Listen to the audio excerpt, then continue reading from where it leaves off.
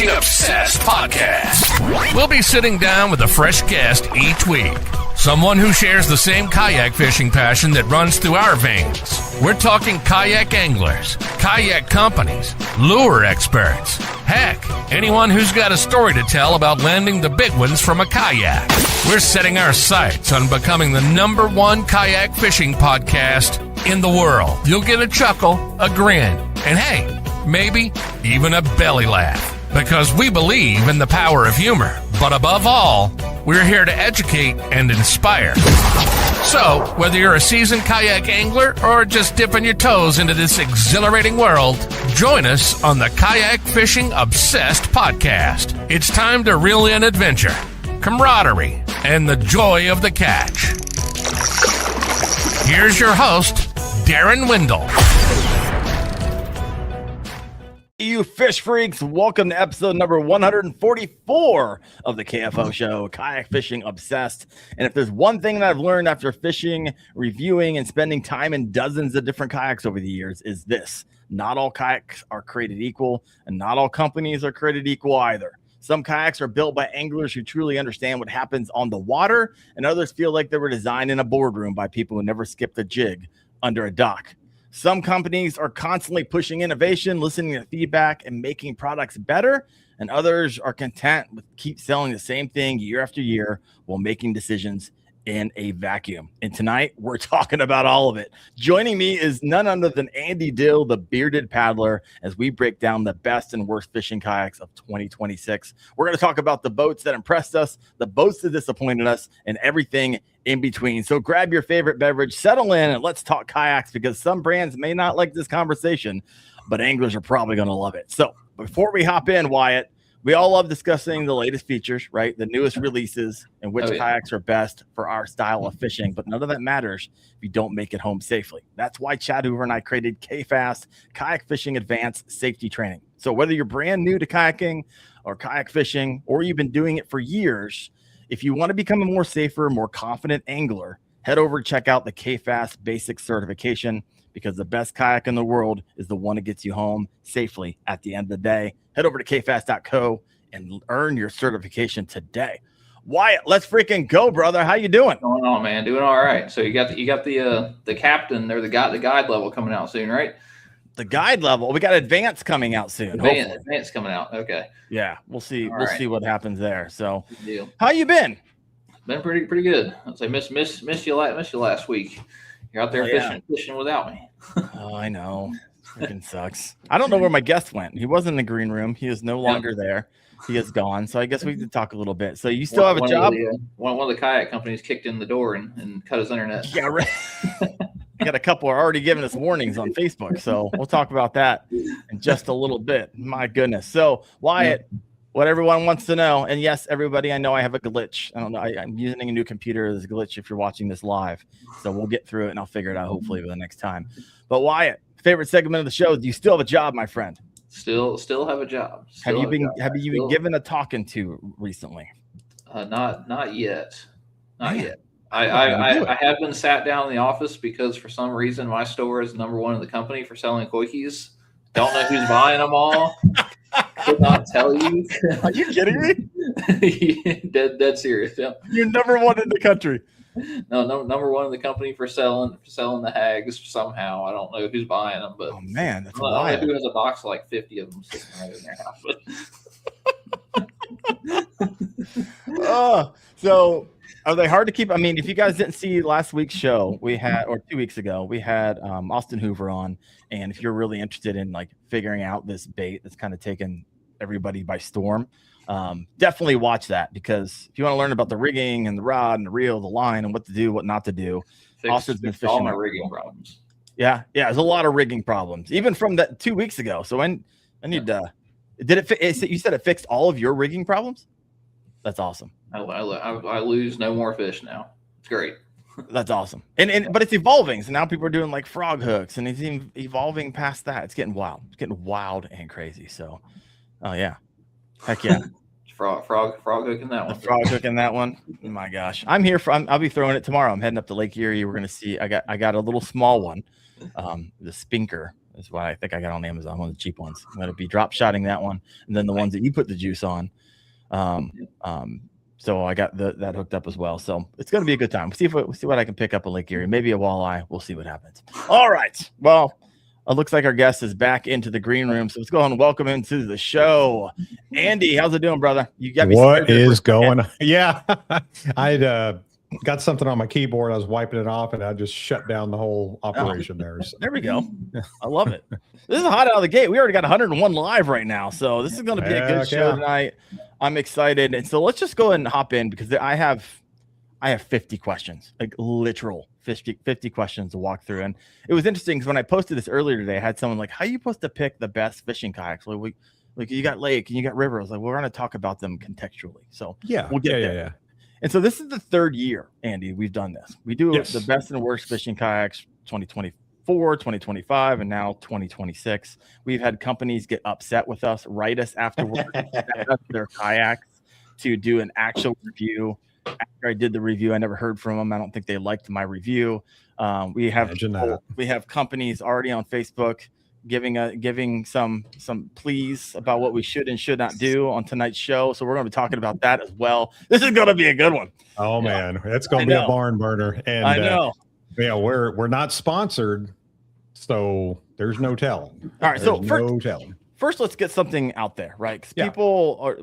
We talked about this a little bit in the green room. I think it's important. People are like, oh, you know, Andy's biased, Daren's biased because he loves Bonafide, Wyatt's biased because he likes Old Town, and just want to get out there right out of the gate. Yes, we're biased. We have been in a lot of kayaks. Andy's worked on a lot of kayaks. We've seen a lot of crap kayaks. We've seen a lot of great kayaks, and because of that experience, you're absolutely right. I'm biased out my rear, 100%. But we know what we're looking for. It's not paid bias, but it is bias. Yeah, personal 100%. Bias. Yeah. There's no one who doesn't have a bias. So just going into that, just know it. We try to be fair in the same breath. But in the same breath, you know, we like what we like, and we try to break down for the most part. A lot of creators like to break down what it is they actually like about these kayaks. So let's go and hop right into it. And in your opinion, what's the single most important thing a fishing kayak must do well? Two things, but really it's got to be riggable. So, and you hear people talk about rigging a kayak up. So you get a kayak, you get it out of the box, you bring it home. What you're going to do with it is going to determine how much you like it. Nobody keeps it completely stock. It's like buying a motorcycle. You know, what is the first thing you start thinking about is, okay, all this stuff I can do to it. So, you know, is it thoughtfully laid out? And that's another thing. So a lot of these kayaks are coming from the factories ready to go, you know, where if you want to put a live scope on it, if you want to put bow mount or stern mount, or, you know, you want to do all this stuff to it, it's coming a lot easier. So eventually, we're in 2026 now. So why we're not doing this across the board, where it just amazes me that you still have to drill some holes in kayaks today. That is crazy. Yeah. But to me, you know, it's got to be laid out thoughtfully. It's got to be made and designed by people who actually fish out of these kayaks, not an engineer in the boardroom drawing something up for, you know, a room full of people who never will float on water. And then two, it's got to be sturdy, heavy duty. We're talking about fishing kayaks. So, you know, you never want to buy a kayak that you're not going to be able to take any gear on, because that's what we do. You know, I'm not talking about just big guys. I'm talking about taking gear, batteries, motors, tackle. You know, we all have a tendency to pack away a week's worth of tackle when we still throw the same 2 or 3 lures around. You know, a kayak that's going to do that. You want room. You want heavy duty. You don't want a weak, fragile kayak that is not going to be able to be customized in any way you can, because that future proofs it a little bit. It makes sure where you're not having to buy these for every 2 or 3 years. You know, granted, me and you probably mirror that quite a bit. You know, seems like I'm buying something new every year, but it's something. You know, it's something I look for. It's like, you know, okay, what can I do with this? You know, I'm not looking to just float around. I'm looking to do some crazy stuff with it and enjoy my time out on the water like I want to. So here's a question for you, and you too, Wyatt, because I'm doing a video. I just got done editing it today, so it's kind of done, right? So what you say is not going to influence it at all, but I am curious on your thoughts, because I'm doing like a under $1,200, what I would buy as a beginner today. And I had a hard time recommending kayaks that fell below a certain price point. I noticed that there was a specific price point in all my research and all the experience I've had with these kayaks. And it's like, I don't even want to recommend a kayak under this many hundreds of dollars. And then when it started going north of that, I was like, okay, then you start getting, more comfortable seats, and you start getting better materials, and you start getting actual kayak fishing accessories. And when you get below that, you start getting molded uncomfortable seats, and stability is bad. And you get, all these accessories are just kind of pieces of crap. And it's not, you're just probably not going to be happy with it. What is that number for you? What's your over under? And let me know in the comments if you're listening in live. What do you think that if you've bought a new kayak or you're looking at it, you're like, everything under this seemed to suck. Once I hit that dollar amount moving forward, then they actually started becoming something that I want to put my butt in and fish out of for hours a day. I'm going to write mine down right now. Like if I was going to motorize it and rig it, if I was going to put some kind of motor on it and rig it, it'd probably be like 1,700. Oh, yeah. Wow. Yeah. Why? So this is contextualized, right? Why it's a turn and angler. He's like, okay, that makes sense if you want to put a motor on it. Yeah. How about under $1,200? So between $0 and $1,200, where would you land? $0, $1,200. It'd probably be that $1,000. I mean, it'd be one of the old towns that top water 120, 1,600. Yep. No, I'm not 16. That's a 600. 600. Beginner kayaks. Once you started hitting the $600 range, you can actually get a beefy kayak. Oh, so as far as what's a beginner? A beginner type kayak. And I even hate. I sell them at work. The Lifetime Tetons. Yes, those things are rock stars for like $250, $300. Okay. They have the sit off the plastic. They actually have the raised seat on them. The tracks kind of suck, but I mean, then again, it's $300. Like if you just want to throw it in your truck bed and bounce it around and go throw it in the pond down the road, you can do that. Any thoughts there, Bearded? We're gonna move on. The only thing about that is what he's saying is 100% correct. It is a perfect kayak to do that. The people that buy those kayaks, though, typically don't want to do just that. And that's where things get a little tricky. That's where you see on the owners groups, where someone's like, hey, I just got this Pelican kayak at the grocery store and I want to put a motor on it. Or I want to put outriggers on it to make it more comfortable. Or I want to take the seat off and put a frame seat on it that's going to sit really high. And people are buying these kayaks with that in mind, and they don't understand that it wasn't designed to do that. And you're going to really compromise the functionality of that kayak. Like you said, if somebody's looking to put, a large pond or a small pond, or just kind of piddle around or close to the shore stuff, it's phenomenal. You can just throw it in the back of the truck. There's something to be said for lighter throw and go kayaks. I'm not saying that everybody needs to go out and buy a $1,500 kayak. Just the problem is when you're talking about like the Lifetimes and the Pelicans and the Ascends and all that, is people are trying to make them more times than not something they're not. These aren't offshore rigs that you're going to be able to just rig to the max, and they're not going to be as stable as a better quality kayak. They're not going to perform as well in the water, and there is some good marketing behind some of it. Not necessarily Lifetimes, but when I talk about the worst kayaks of all, I'm rarely talking about those because they fill a hole. They fill a void. For what they're designed to do, they're perfect. $300. You're talking about somebody that just maybe they don't have $1,000 to spend. There is no shame in that whatsoever. But if somebody is putting that in their house, saying, okay, this is going to be my tournament fishing rig, I'm going to find a way to put a little motor on it, and I'm going to do all this stuff. You're going to spend more money in the long run doing that, because you're going to have to buy another kayak, or you're going to have to get some rescue gear because you're going to get out there in the middle of the water and take in water and get stranded. That's my only thing with those kayaks is, as long as people are educated on what they do, it's fine. It's great. They're great buddy kayaks. They're small water kayaks. There's no reason to drag them through the wood kayaks. That's what I use them for. Absolutely. I haven't got ridden of mine. Yeah. I might only use it 2 or 3 times a year, but if I want to reach certain places, drag. Yeah.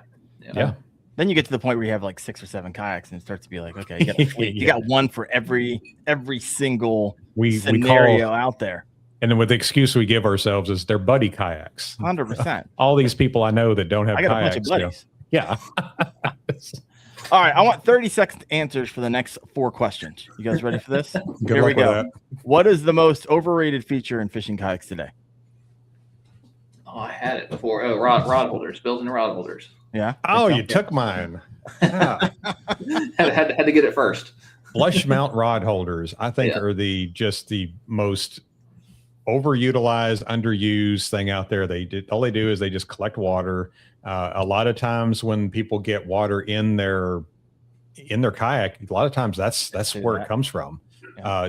As kayaks bend and warp a little bit when heat, that's usually the culprit. Like it. All right, I like it. You guys kept it under 30 seconds. What's the most underrated feature? Underrated feature to me, speed and performance. Yeah, everyone's like stability, and the opposite of stability is kind of speed and performance. You don't want something necessarily. A lot of people think they want stability until they realize, okay, I have stability now, and I don't want to paddle it. Exactly. You have to paddle stability, right? And what do? They end up selling it on marketplace for pennies on the dollar. Yeah. But even that, if you don't have a good performance, you put a motor on it, your motor is fighting the same battle you were fighting with the paddle. It's just you're not getting the speed that everyone else is getting on a better designed kayak. And I can add $1,500 or $1,600 in a motor on this kayak, and I'm only getting the same speed that some people are getting in a good pedal drive kayak. Yeah, 100%. Yeah. I like it. Moving on to the next one. And what I'm trying to do is contextualize a lot of our thought process before we go into these specific kayaks. And we're going to talk about, the best for the river, the best for the lake, the best for tandem, the best, we're and the worst. We will get there. But just want to go really quick. What makes a kayak feel cheap and what makes a kayak feel premium, right? You got people who will probably listen in and are like, hey, I have one kayak. My only experience has really been with this one kayak or no kayak at all. What should I be looking for? Because you used to sell these, right, Andy? Oh, yeah. I'm sorry. And Wyatt, you sell them too, technically. Yeah. So. Yeah. My long-term durability is fingernail. If I can stick a fingernail and it sticks into the plastic. Is that a good test, Andy? Put a fingernail in that plastic. And yeah, I'm good. That was, man. So mine was cheap plastic and the touch test is what I had written down. So, and not so much like, he's perfectly said it, the fingernail test. Cheap kayaks, cheap plastics, low density plastics are going to have that waxy kind of really soft texture where you feel like you could scratch it with your fingernail or touch it, just pinch it and it flexes. And so what are you going to do when you put 180, 200, 250 pound man on it or woman? And you're going to be in danger. And, but you're also going to wonder, sun does some crazy stuff to plastics. It does even crazier stuff to low quality plastics. Faster. And you're just going to be in trouble in a lot quicker of a lot shorter time span there. My thing with the whenever I was selling like Pelicans versus Perception, I would especially with the sit-ins, I would grab the inside of like the cockpit, and you could just roll one arm, grab the inside of the cockpit and roll it out.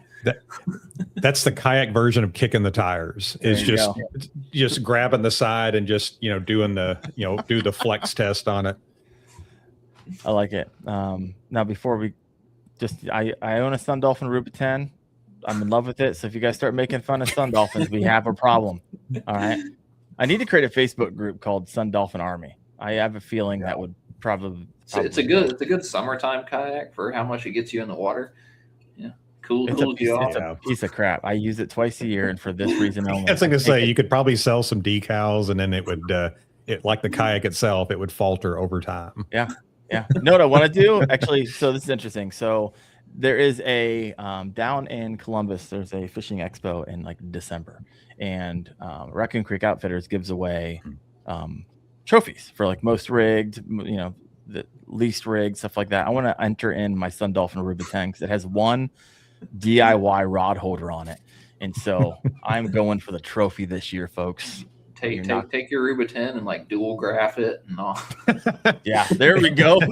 Power just poles, glue two iPads to it or something. It was rigged to the gills. 100%. Here's a question I have for you. The opposite of terrible plastic is obviously what makes the kayak feel premium. So give me 30 seconds on that. As a premium seat, a premium feeling seat. So Okay. it's, granted, you can see some okay looking seats on really bad kayaks, but if somebody, and I'm talking about just a casual first time buyer, where first time they look at a kayak, obviously the plastic is going to be better quality on a good quality kayak, but your seat, so you can tell who really put the effort into seating and comfort and adjustability. Typically, you're not going to see that on a Sun Dolphin or, some of your lower end kayaks. You start to really get into, like you said, that $700 to $800 range and up. You'll start to see what you get with that extra money. So the seating quality is usually the first thing that happens, where you start seeing a frame seat on there, an adjustable and a removable frame seat that you can throw up on the bank and use as a camp chair. Like that stuff is what really starts swinging the gate, when you get into a little bit more of a premium kayak. Yeah. And then we start moving up to like the $1,000 ranges. You start getting like deck pads. You start realizing, oh man, it starts getting, so it's really interesting that $600 to $1,000 range, you can move the needle quite a bit on quality and kayak that you get if you're able to get to that $1,000 range. Because when you get that $1,000 range, you start getting to the RS 117 from Bonafide. You start getting into the what's that one from Perception? The Pescador Pro. No, maybe it's not Perception. Crap. It's the Outlaw. Maybe it's not Perception. It's who makes the Outlaw? Oh, Perception. Perception. Yeah, the Outlaw. You start getting to that type of kayak. Oh, yeah. So it starts to get really interesting really fast. All right. Here's a question I have for you, because the number one question, if you're going to go to answerthepublic.com, which is just it coalesces everything that everyone asks the internet, and you type in kayak fishing, the number one question might be, is kayak fishing dangerous? But followed by that is going to be anything around stability. Yeah. Andy, is there such a thing as too much stability in your opinion? 1,000%. All right, keep going. So, and that's the number one question I get asked, I get emailed about, I get everything. And I understand it. I do. But when you're talking about, if somebody's asking me, okay, the Canoe, the new Canoe UMAX and the Bonafide XTR, which one's more stable? At that point, you're so far on the stability scale, it doesn't matter. The most stable. The XTR versus the Max. Yeah, the Max or any big kayak. Yeah, and I mean the answer is XTR, but yeah, sure. Well, it's but when you get, I always tell them, like, the most stable fishing platform in the entire market, in the entire world, is the bank. So we get on kayaks to get off the bank, but that's the most stable fishing platform. So if you're really wanting stability, you're going to be fishing from a pier or the bank. I think you're in a kayak. People live in fear. I mean, I think it's the first number two questions. Number one, number two are like, they're connected, right? Is kayak fishing dangerous? I'm afraid I'm going to fall out, and I fish in gator infested waters, or I do this. I'm not a great swimmer. I'm kind of overweight, so I'm not sure if I can get back. It's all kind of like, or I have a disability or something. Like I definitely understand it. So. But, when you get so far on that, then what happens is they've never been in a kayak before. So as soon as you get into a kayak, you start to get used to it. You start to feel like, okay, there's no way I can ever even flip this thing over, but I'm so tired of paddling this thing around, or I'm just not getting the speed that my friends are getting in their other kayaks. And then they want to upgrade, and they've already spent $1,000 or more on this kayak. And then they want to get into maybe an $1,800 kayak. Well, they're selling their $1,000 kayak for $600 or $700, and it gets really expensive in the long run. So performance should matter, but I don't care if you're motorizing it, if you have a pedal drive, or if you're just paddling it, because regardless, you want it to move through the water really well. And that's the number one thing that people don't really pay attention to, is if you're just wanting stability, you're going to be working out, or your motor is going to be working harder than it needs to, or it's going to feel like a slug in the water, regardless of how you're moving it through there. But you can't have too much stability, but stability is important. So I'm not saying it's not. You want to have some performance with it as well. And it's also contextualized to the person, right? Yes. Personal stability is definitely different. So, well, you can get someone who's like, hey, I stand a lot, right? And so I need a kayak, or I am afraid of whatever it is. So I hear what you're saying. Okay, I want 30-second answers to these ones, because we're going to move fast here. What's the biggest red flag when you first step in a kayak? Floor flag. Yeah. Cool. I've been in some $3,000 and $4,000 kayaks. I step in it and that floor flexes. I'm like, confidence Same here. immediately. Yeah. Same here. Flex. The first time I ever saw the Tactical Pro from Wilderness System, that was the first thing I looked at. Was like, oh my god, the flex on this is unreal. Flex is going to cause you a lot of problems down the road. It's going to the scupper tubes are going to push to the deck. You know that deck's going to get softer and heat. It's going to do a lot of things. Flex is the thing. Now you don't have to feel like concrete on it, but too much flex can be a huge issue and a big red flag. Okay, I like it. And last question before we head into like the best fishing kayaks sold in 2026. What's worse, poor stability, poor tracking, poor storage, or poor seat, in your opinion? I'm kind of a stickler for tracking, honestly. Yeah? Well, you fish fast. That makes sense. Yeah. Yeah. How about you, Andy? I fish and I stand up. So if I've got the motor going and it's sitting there trying to like swing around, it can't drive me insane. Makes sense. I think they're all important. I think poor, and when we're talking about stability, we're talking about poor stability for a fishing kayak. I think that's just a no-go. Big red flag. Because when you're talking about motorizing, if it's unstable, your motor and your battery are going in the water. Poor storage, like everything else can kind of be fixed. So you can throw a kayak cushion on a subpar seat. Yep. Poor tracking.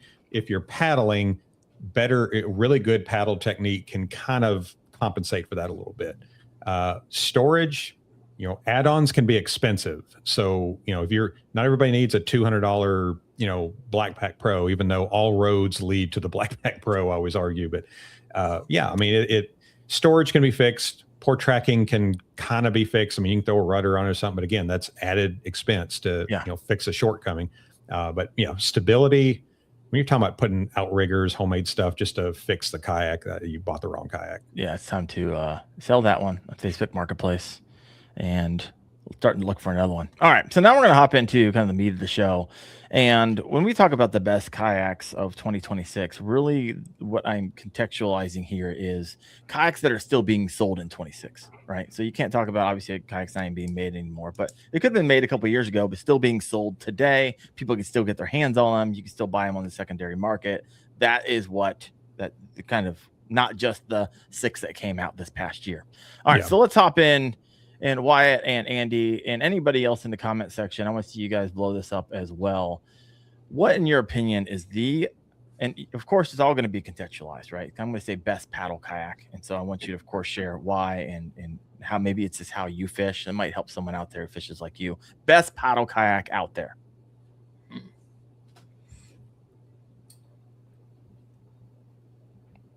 Got quiet. Yeah. Bueller. Got real Bueller.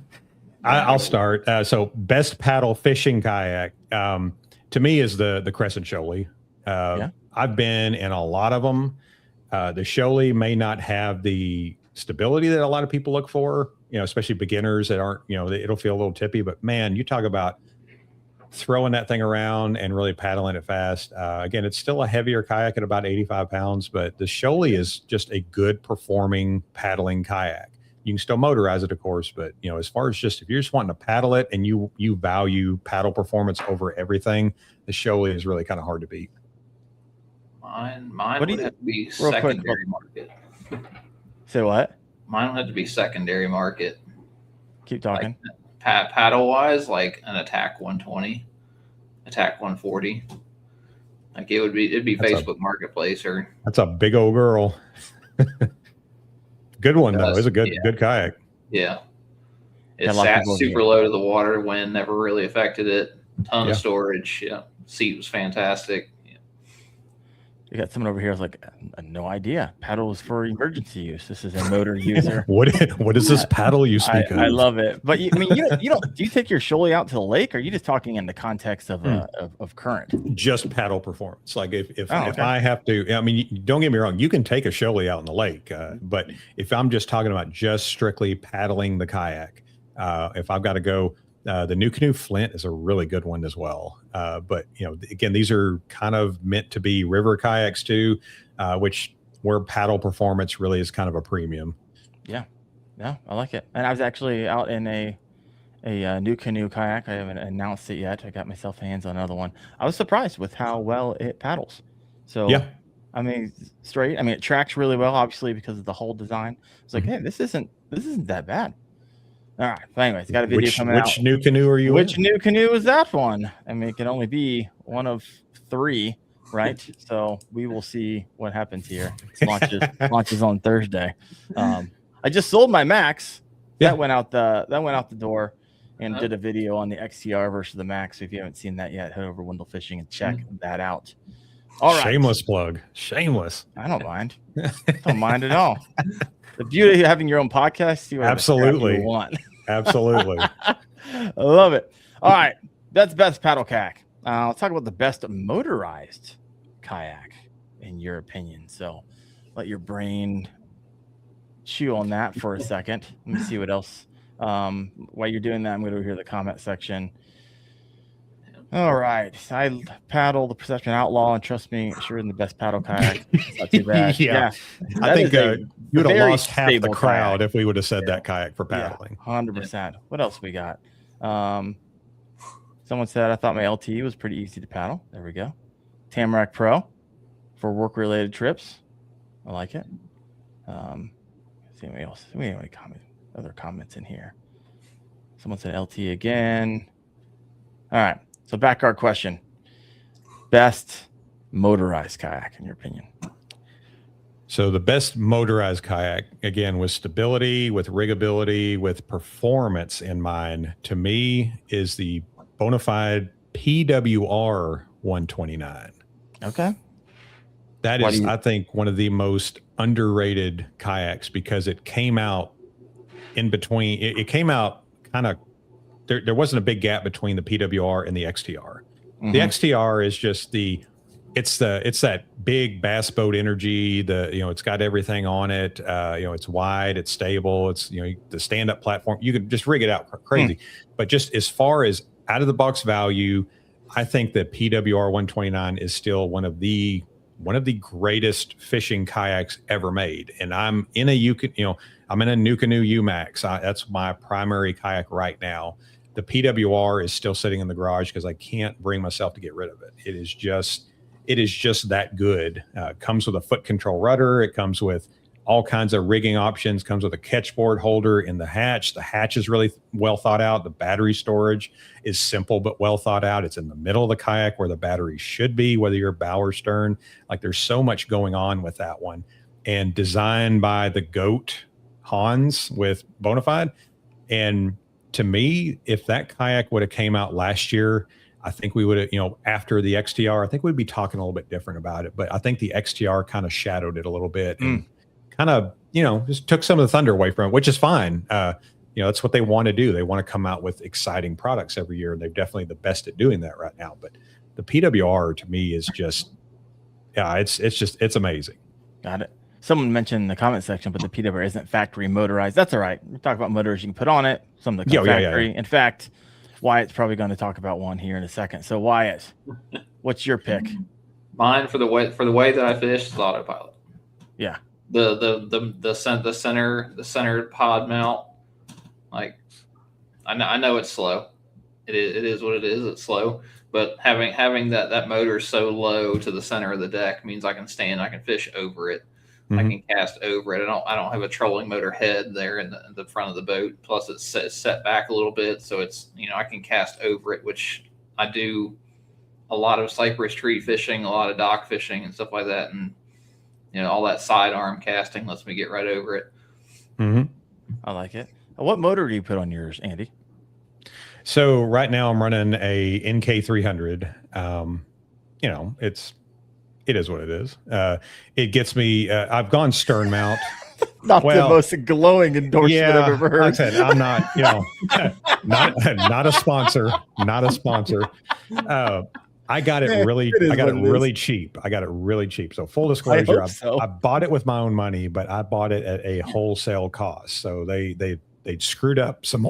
They'd screwed up some orders that we'd done, and we got like the gold vendor discount. And I just asked the owners, I'm like, hey, I'm just going to order an extra one and I'm just going to buy it off of you. So I got the thing for like, I don't know, 600 something bucks a few years ago. So first world problems, I know, but if it craps out, I'm okay with that. I'll toss it or I'll part it out or something. I don't feel like care. if you got 2 years out of it, and I think I'm on a year 3 or 4. So how's it sound? Because people know my issues. I've made videos about it. I'm not a huge fan, but I'm always open to hearing other people's experiences. I don't have that issue yet.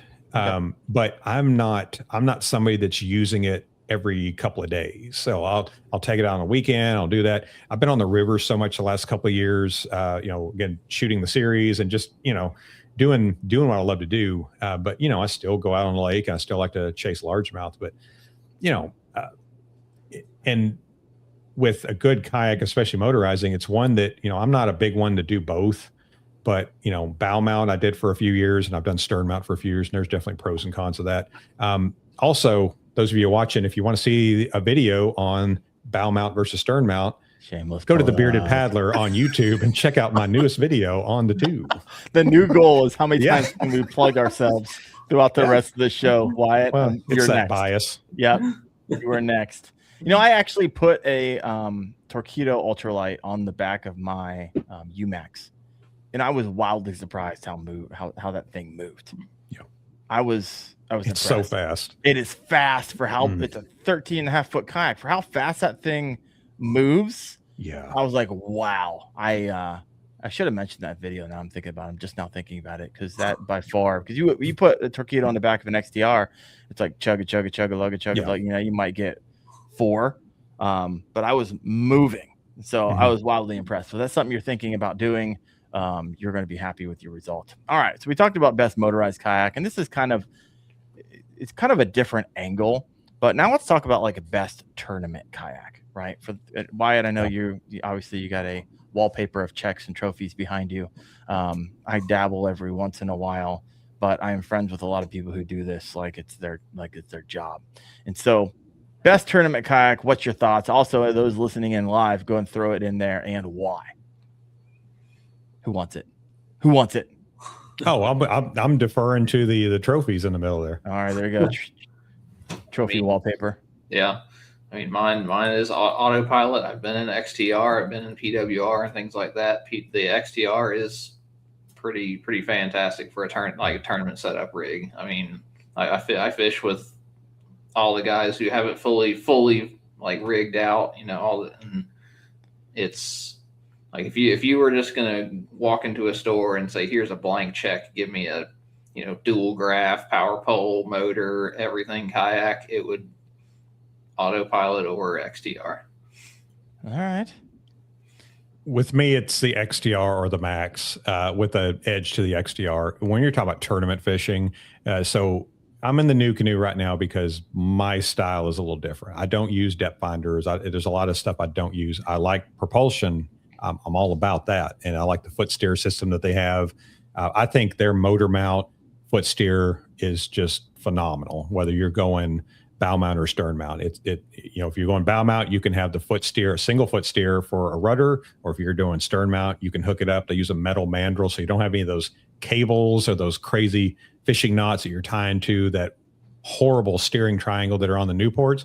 But the XTR, when you're talking about like graphs and you're talking about riggability, you can still walk around on it. You have a stand-up deck if you're, unless you're putting a captain's bridge up there, but there's even a mount on the very tip of that boat. If you want to stand on that stand-up deck and you want to have your graph down there, there's so many different things you can do with that. And it just takes it to another level when you're talking about tournament fishing.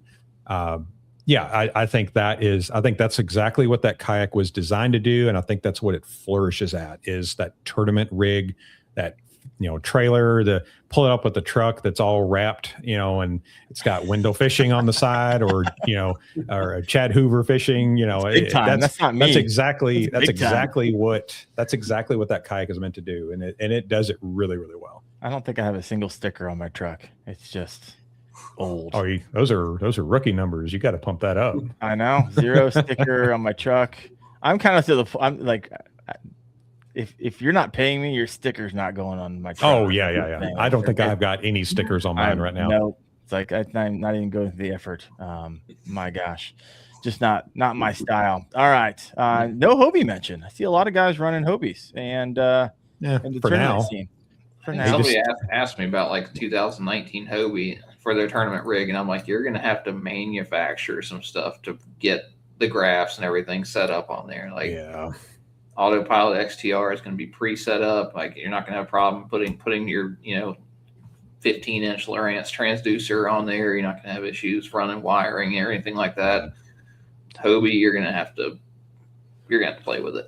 But you can go to Bass Pro and get all that stuff now, can't you? I think so. I think there might be a small resurgence coming back. They have some yardage to make up. They sure hope so. But I don't know. We'll see what happens. I hope so. I'm rooting for it. I think that I've said it several times. I've been labeled as a Hobie hater. I have a Hobie in the garage, but the industry's better with them in it. But man, when you talk about a insurmountable uphill battle, I don't know that Bass Pro truly knows the uphill climb they've got coming, or they're just looking at putting a Hobie drive in an Ascend kayak and calling it good. You never know. We'll see. That would be a fun iCast story right there. It's going to be interesting. I'm privy to information that I can't share, but I know a lot of conversations going on in the background, and it's just all I can say is it's going to be interesting what the next year looks like when it comes to Hobie, right? Because I mean, let's face it. When it comes to making quality kayaks, nobody does it better than Bass Pro Shops in Lebanon, Missouri. This is my optimistic face. Oh, you are a Hobie hater. That's some bias. I'm not gonna lie. Yeah, some bias there. We call them in the biz ticking time bombs. Oh. My last task in the kayak store was fixing a 360 drive and replacing the clutch and the belt assembly and all that. And I was like, sounds like a good time. Yeah, I was like, I've done this a lot. I was good at it, but the fact that you're good at it, and there is a property here, which I need to get some pictures of that because I know the guy.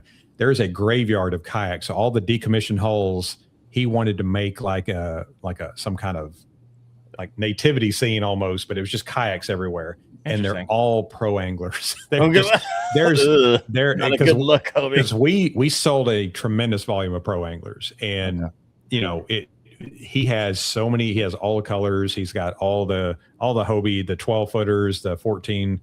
They're all 360s, of course. They're all cracked hulls, and the people that say it's not as big of a problem are like, I beg to differ, but it's just one of those things where it's a great design, or it's a great thought. But everyone's got the same. I just posted on Facebook a little bit ago. Is like, what's the best kayak ever made, in your opinion? And people say, well, I want to say pro angler, but until I'm just scared of it breaking. I was like, well, then it's not the pro angler. There's no after you can't do. That's kind of what I was kind of looking for. It's like people want to love that kayak. People want to love it. The industry wants to love it, and then the people people want to be jealous of it. It's just not there anymore. And I think they just got to scrap the 360 drive, go back to the drawing board, because there's other companies right now that seem to be doing it better, which is not hard to do right now. Crazy Cranker over here in the comment section. I think Bass Pro is still scratching their head on what they've gotten themselves into. Well, they got deep pockets and they're not dumb. I like to give them a hard time, but Bass Pro is very good at making money, and they will make money on it. It just depends on how they're going to do it. If they're just going to scrap Hobie and just sell a few models, the Passport, the Quest, the Compass, the Outback, because I still think the Outback is one of the best pedal kayaks out there. But nobody thinks about the Outback when they think of Hobie. They only think of the Pro Angler. They don't. They only think of the $6,000 time bomb that they sell. So they really do make a good kayak. It's just that one kayak has ruined them. You can't have your most expensive kayak in your lineup be your worst kayak. All right. And that's kind of where they're at. I mean, if you tell me how you really feel, Andy, I love it. Yeah.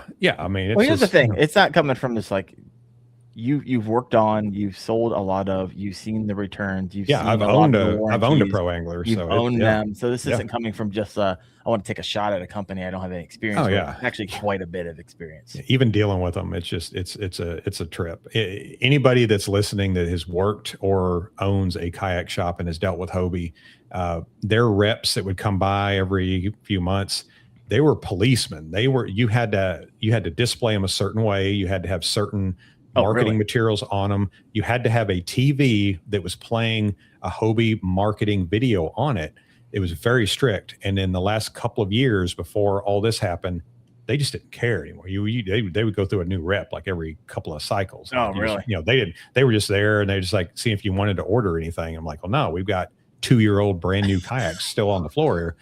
And, when we have someone with a warranty, me personally, I'd always shield a customer from this. But we would get more questions asked from Hobie as opposed to a Bonafide or a New Canoe or even a Jackson kayak. They say like, yeah, just send us some pictures and then give them a new kayak and we'll take care of you on the back end. Like get some out on the water right now. With Hobie, it's like, well, how are they storing it? What was the humidity? Find the fault. Yeah. What was the barometric pressure that day? Or, what was the UV index like? It's like you can't, and and then we have how are they storing it? How are they, are they storing it outside? It's like, it's a kayak.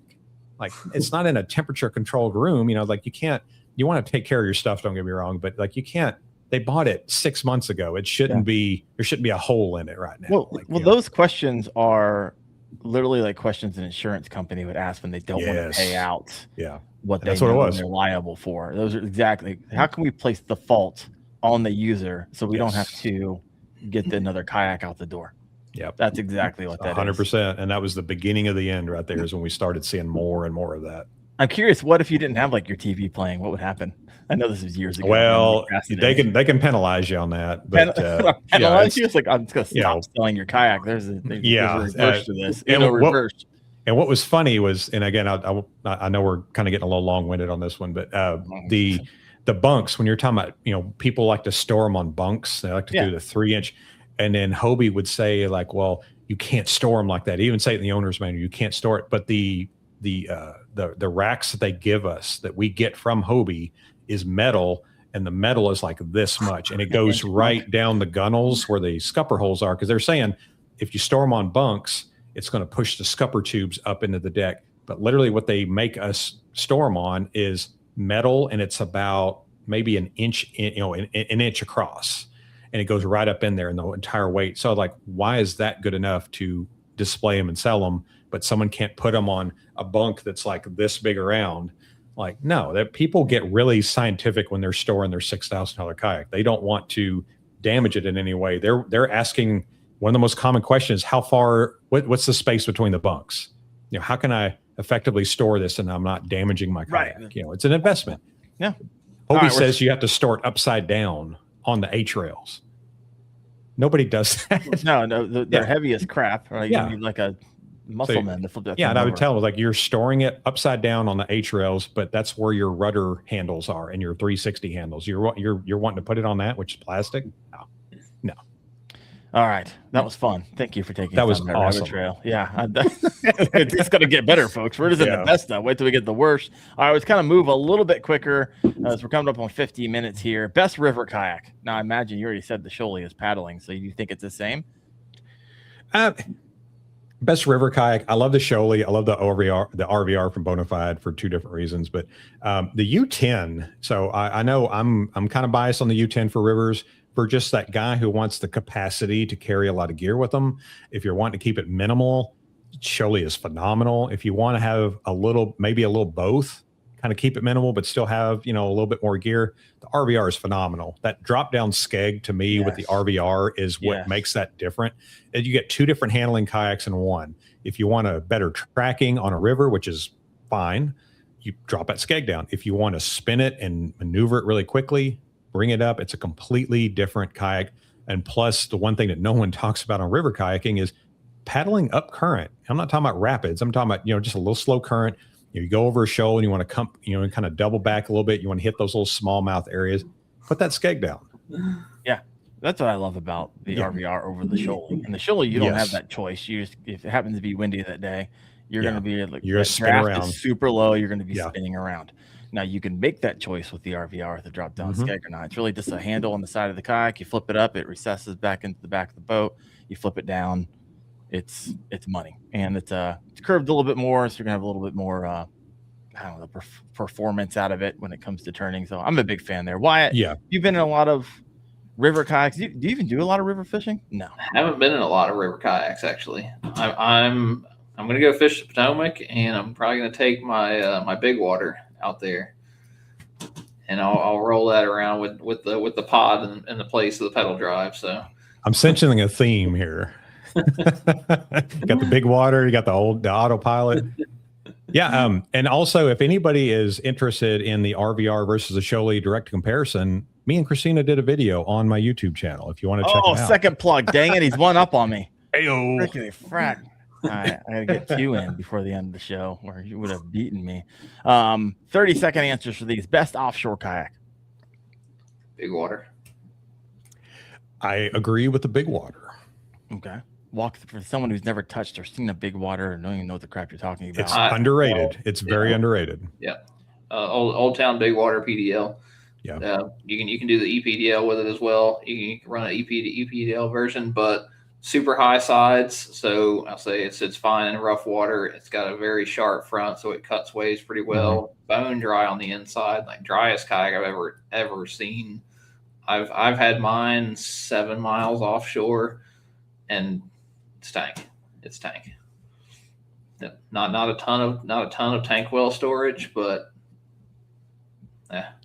Well, you're offshore. I mean, you're needing to cover some ground. You need to get over some surf. You need to cut through some of that. And that's there's a very it's an underserved community, the offshore. So I mean, it's offshore fishing does not pay the bills, unfortunately. So inshore is where it's at. There's just more people to sell there. 100%. But big water is something that is just not on a lot of people's lists when you're talking about offshore. Hobie also does offshore very, very well.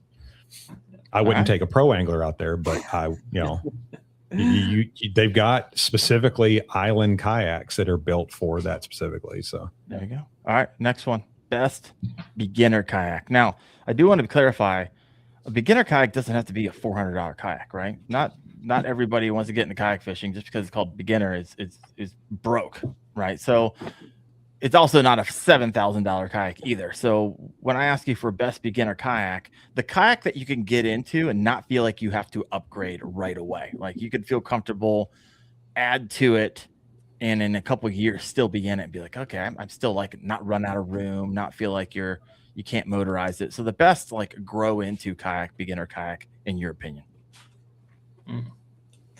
Go ahead. I know where you're going. I can't answer that one yet. Can't answer it yet. So not Old Town. I'll go and throw that out there. All right. Maybe wait a little while. Oh, I thought he was going to give it away for a second. I shut my mouth. I will find out in the green room, folks. I do have the answer, just not yet. All right. Yeah. Oh, man. PWR moment. I love it. Andy, what do you got? So beginner kayak, I tell you what, there's a lot of good beginner kayaks out there. So if you're just simple setup, Jackson Bite is a really good one. What's up with Jackson? I was just at a dealer and they're like, oh, there's Jackson. We're actually not going to carry him anymore. And then they shut their mouths. I'm like, you're not. They were doing, the dealer here was doing the NARS buy one get one free like last year.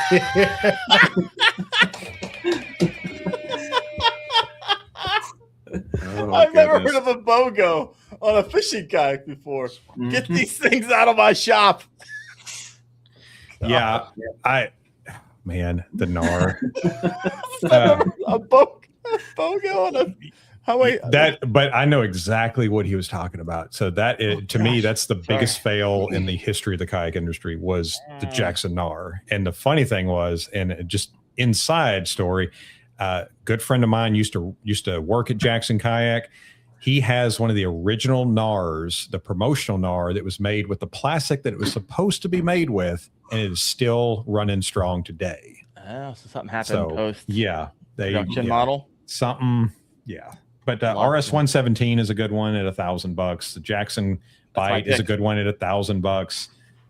The Old Town Sportsman 106 is not a bad beginning kayak. The 120 is a little better, but it's a little bit higher. And the Crescent Light Tackle, the Light Tackle 2 is something that is, a lot of people don't talk about. It's $11.99. It's a great paddling kayak with a frame seat and just everything you kind of want out of a beginner fishing kayak. When you're talking about the Shoaly and the RVR, you're looking at $1,600+ there. But beginning, just starting out, those would be my picks there. Okay. Which and this is the last question we're going to ask before we hop into our kind of we actually started that conversation with Anar a bit, but the worst kayak still being sold in 2026. Which kayak deserves more attention? Like the most underrated fishing kayak out there, in your opinion? It's getting attention, but I think all the new canoes. It's yeah. I'll go every new canoe. They're getting the attention. Yeah, they're getting the attention. That's definitely things that need to get more attention. And somebody said it or a couple of people have said it in the comments. The Native Propel LTE. So we did a video on that. They actually sent one down to us to just kind of review and test out. I loved that kayak. It was so light. Me and Christina picked it up, and I was able to grab the side handles and just pick it up on the side. And it's in the 70s, isn't it? Yeah, it's unbelievable. 70s. And you just throw the drive in it and go. It's the best throw and go pedal drive kayak that is out there, and you could still motorize it. You can still rig it up. There's so much to like about that kayak. And I think it was, when we reviewed it, I think it was like $22.99 or something like that. That's a high quality pedal drive kayak with internal storage and just gear track everywhere, an adjustable seat, like everything you want, and a pedal drive that's tested and tried over the last decade. The same pedal drive that's on the Titan X. 100%. It's the same exact one. Those drives run for $1,000. So that kayak, really, you're only looking at a pedal drive kayak. We take the motor out, you're looking at a $1,200 kayak. I don't know how they did it, but they do it. And like I said, I haven't. I'm sure there's a problem out there that somebody's had somewhere, but I haven't heard any negativity on that kayak, and they have sold a pretty good amount of those. I did a video on that. I did a review on it. And when I do a review, I scour, do a lot of research, talk to a lot of people who own them, talk to a lot of dealers who own them. And I couldn't find anything at that time. It was fairly new. And I'm always a little late to the game because I like to get in them a little longer before I start talking and giving a review on them. But nonetheless, hey, what's up? There she is. There she is. I like it. All right, so now let's switch gears a little bit here. Let's talk about the worst kayak still being sold in 2026. We already talked about the BOGO, buy one get one. NAR, I think someone in the comment section just said, what did they say? I missed it. Comments are flying by over here. Someone said, yes, they took a bunch of plastic out of the NAR from the pre-production to the production model. Sounds like I don't know who made that decision. Really? You don't think I don't think ever taking plastic out. Usually a good idea. Yeah. I mean, how much plastic are you really saving? 5 pounds of plastic? Well, what I heard was they changed the company that they got the plastic from between research and development and final production. So I think the intention was good. And you got to remember too, this was a time when fuel was really high, and the plastics that these kayaks are made of is petroleum based. So when you're talking about like gas is $4 a gallon, that is going to affect the cost of kayaks, the raw materials. So I think somebody was just trying to be a little too smart for their own good and trying to save a buck, and it was a disaster. Would it have saved that kayak? No. Okay. No. If they literally would have just done what they originally were planning on doing, I think it would be a different story. I still don't think it would be a really popular kayak, because it's still every single kayak in Jackson's lineup. There's not really a whole lot you can put a bow mount motor on, and there's not really anything you can effectively put a stern mount motor on. They've got mounts back there for like power pole that you can kind of rig up to do a Torpedo or a Newport, but they're so far behind the ball on that, and the industry has really passed them by. I mean, having 8 different pedal drive kayaks is not where you want to be right now. That's kind of where they're at. Yeah. Low Life Angler says LT right here. Someone else said, just bought a used LTE and I love it. By the way, if you haven't watched that video on my LTE review, please check it out. Plug number 2. Plug number 2. We're tied. We are tied. I like it. Got some people over here talking about the Kajo. We'll talk about that in a little bit because I have 2 of them sitting in my garage right now. Haven't even seen the water yet. So we'll talk about that in just a minute. Yeah. I know, right? Interesting. Just got them. We'll talk about that because I spent a lot of time with Josh Thomas, and so I spent hours doing interviews. You guys have seen those or not? If you're interested in those, but going to be interesting. All right, where were we at on questions here? Worst kayaks. Worst kayaks sold in 2026. I got go for it, baby. So I'm going to hit an old friend of mine. Wait for it. In the gut. An old friend, good friends, Brooklyn Kayak Company. They're your good friends? No. So this is what I was talking about at the beginning of the podcast. Bearded Paddler and I did a podcast last year. They write me. It's like, hey, essentially it was to the degree of we didn't like what you said. We don't think it was fair. And I was like, I didn't say it. Andy said it. Bus. I don't have any experience with the Brooklyn Paddle Company, but if you want to send me one, go ahead. Not thinking in a million years they would send me one. So I was like, yeah, here's a address, whatever. Like, there's no chance. Mm-hmm. Like, I run top tier kayaks. Why would you send me your budget pedal drive? Within like a week, it's sitting on my drive. It's like, all right, I got to give it a fair shake. Feel like I gave it a fair shake. A lot of issues when you try to do everything. They tried to be a paddle kayak, a pedal drive kayak, and a motorized kayak all in the same kayak, and you're just gonna be. It was just crap across the board, in my opinion. You couldn't really do anything great with any of them. But you have a lot more experience than that, and so they were actually mad at you. Yeah, and it was funny because they assumed I'd never had experience on any of these. So what I did was mine.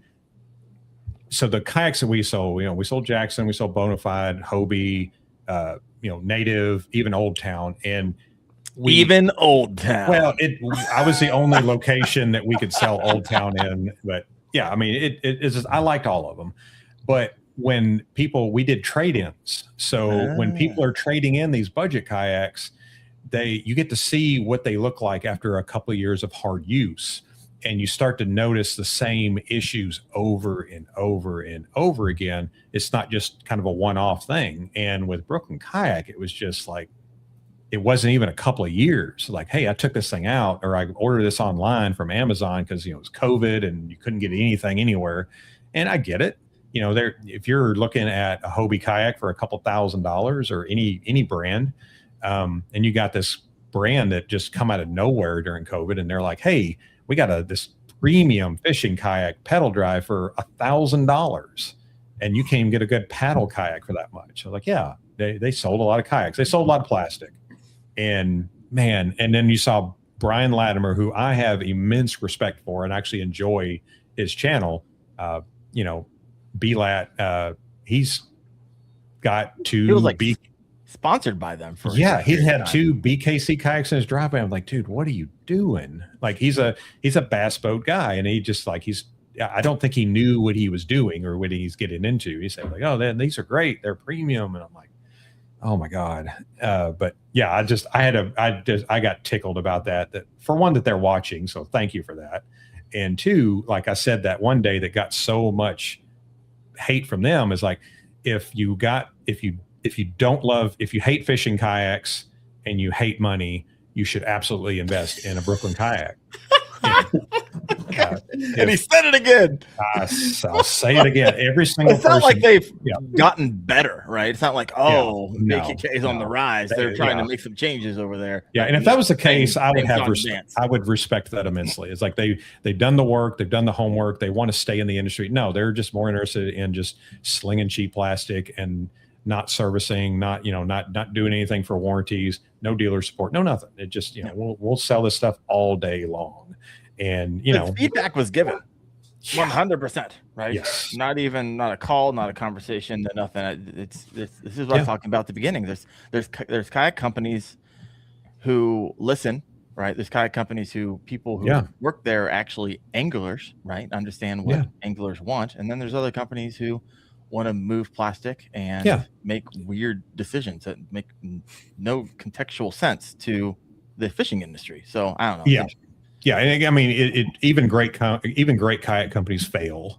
You know what I mean? They make a model that just doesn't hit it right, and that's fine. Like, I want people to continue to innovate, but when you're just failing every single year and you're putting out the same product every single year, and you're just, you're getting mad at people that are getting upset at the quality or the money. Because I mean, let's be honest, $1,000 is still a lot of money. Mm-hmm. It's not that, it's just, I'm sitting here looking at the comments here. There's a lot of comments. We're going to get to all of those. Yeah, Everyone's and knowing who is in the chat also, I think that's what he's laughing at as well. I mean, all good, man. Yeah, You're good.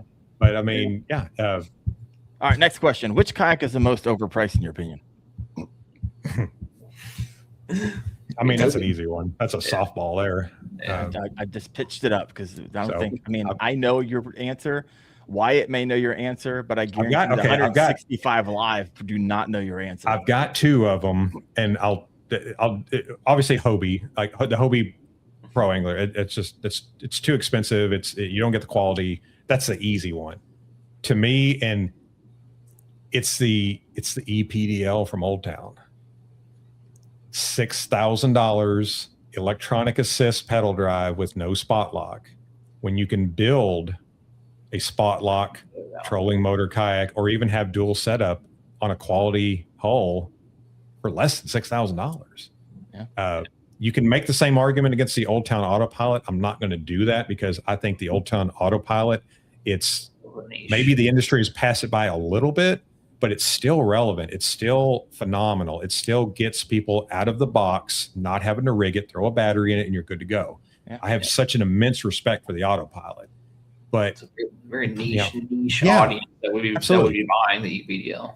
Yeah. But to me, like the EPDL, like it was a good idea, but it was a huge flop because of the price. And you can make the argument that putting it on the big water originally was kind of a mistake because you're selling it to inland fishermen. I think if they would have done it on the Sportsman platform, it probably would have been received a little bit better. But now, I mean, you can get a spot lock trolling motor from Minn Kota, or at the time it was Motor Guide, and I'd like to see more innovation in the bow mount industry.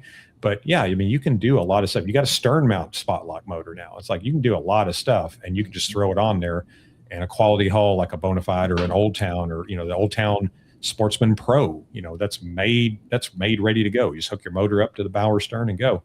So but yeah, that EPL, it felt. Have you ever seen one in the wild? Wyatt? I have never seen one in the wild.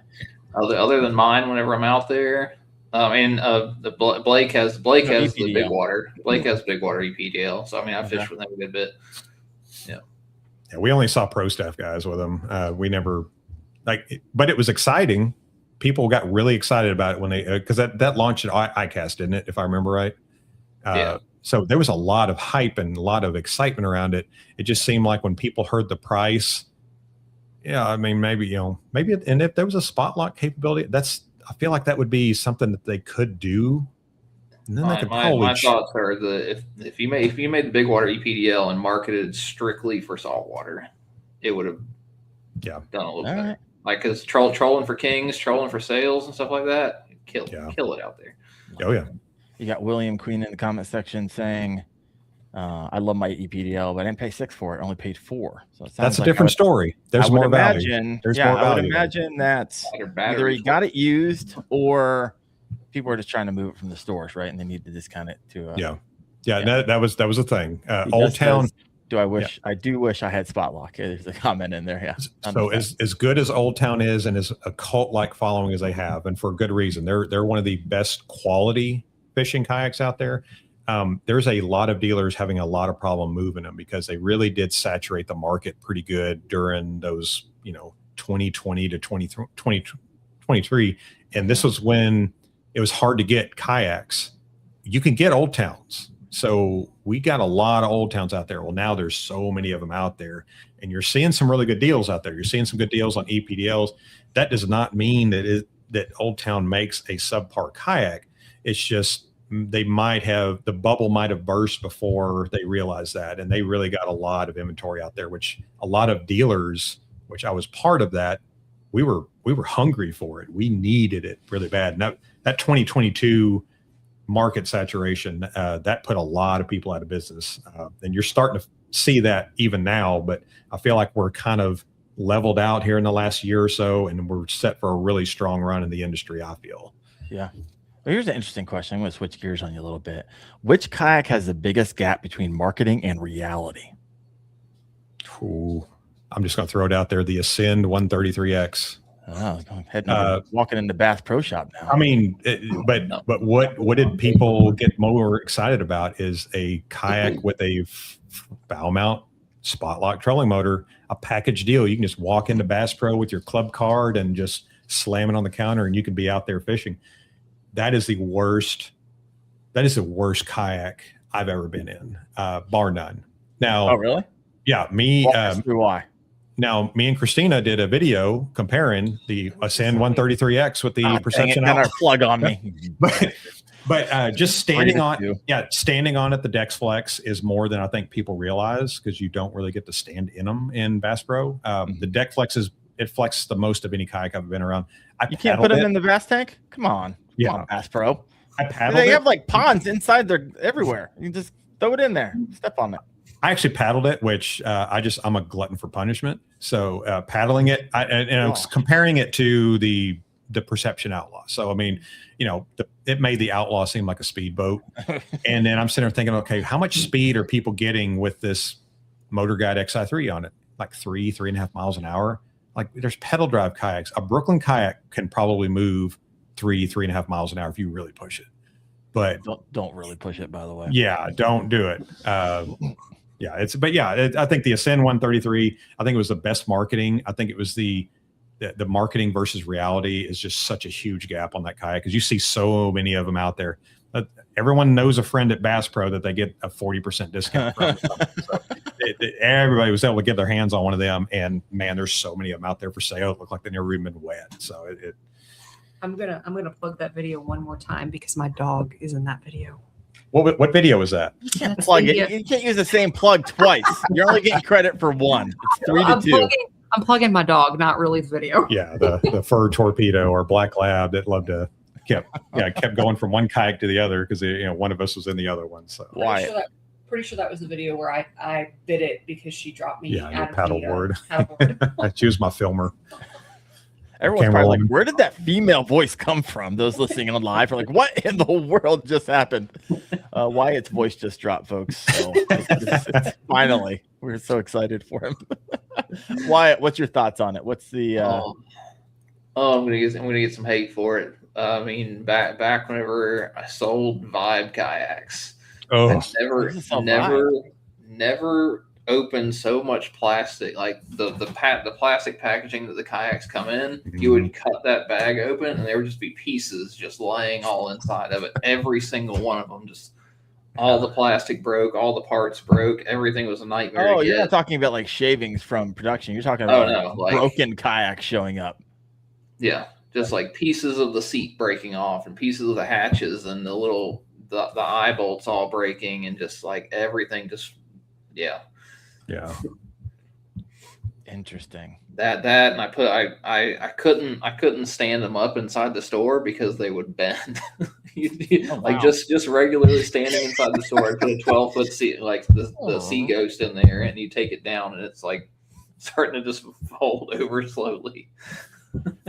All right. I'm learning quite a bit, actually. So I really appreciate you guys. I mean, I don't know why I forgot this, but Wyatt, I know you've been selling like the beginner kayaks for a long time, and so it's really fascinating. The new Sea Ghost looks interesting with the redesign back. I will give it that. It does look interesting, as long as they fix the plastic issues and random every single piece is proprietary on there. All right, switching gears. New question here. Which kayak is trying to solve a problem nobody has?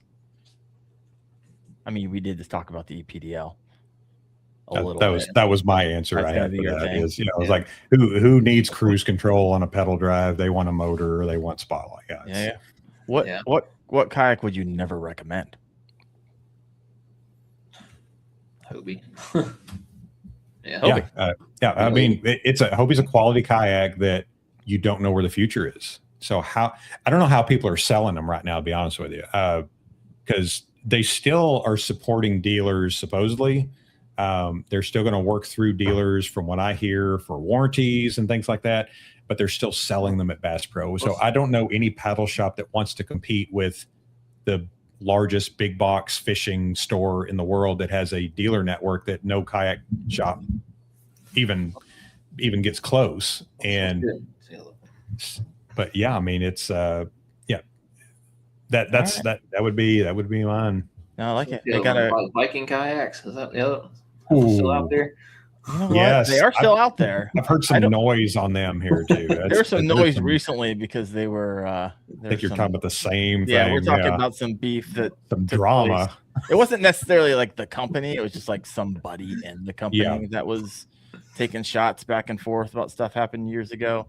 But I actually don't know a lick about Viking kayaks. It's the same kayak, different name. Honestly, those I mean, I know people are going to hate this because there's a lot of people that are happy with these, but Vibe and Feel Free and they make some okay kayaks, but they're pretty much the same thing. They're the Alibaba kayaks is what some people call them, or it's low density plastic. You can't really effectively plastic weld those kayaks because it is a different density. It's the same reason, and this kills me. And I've got some video footage of me melting a Lowe's. Someone had taken a Lowe's bucket. You see this big blue and tried to plastic weld. It's not the same. People that say it's the same, it's not. I just took a heat gun and just flashed it on there and it just ran off like water. The melting point is different. Everything is different. It matters. And when you're dealing with these other kayaks, if you get a hole in it or a pretty good puncture or a pretty good rip, you're not going to be able to twist and blend plastic in with it.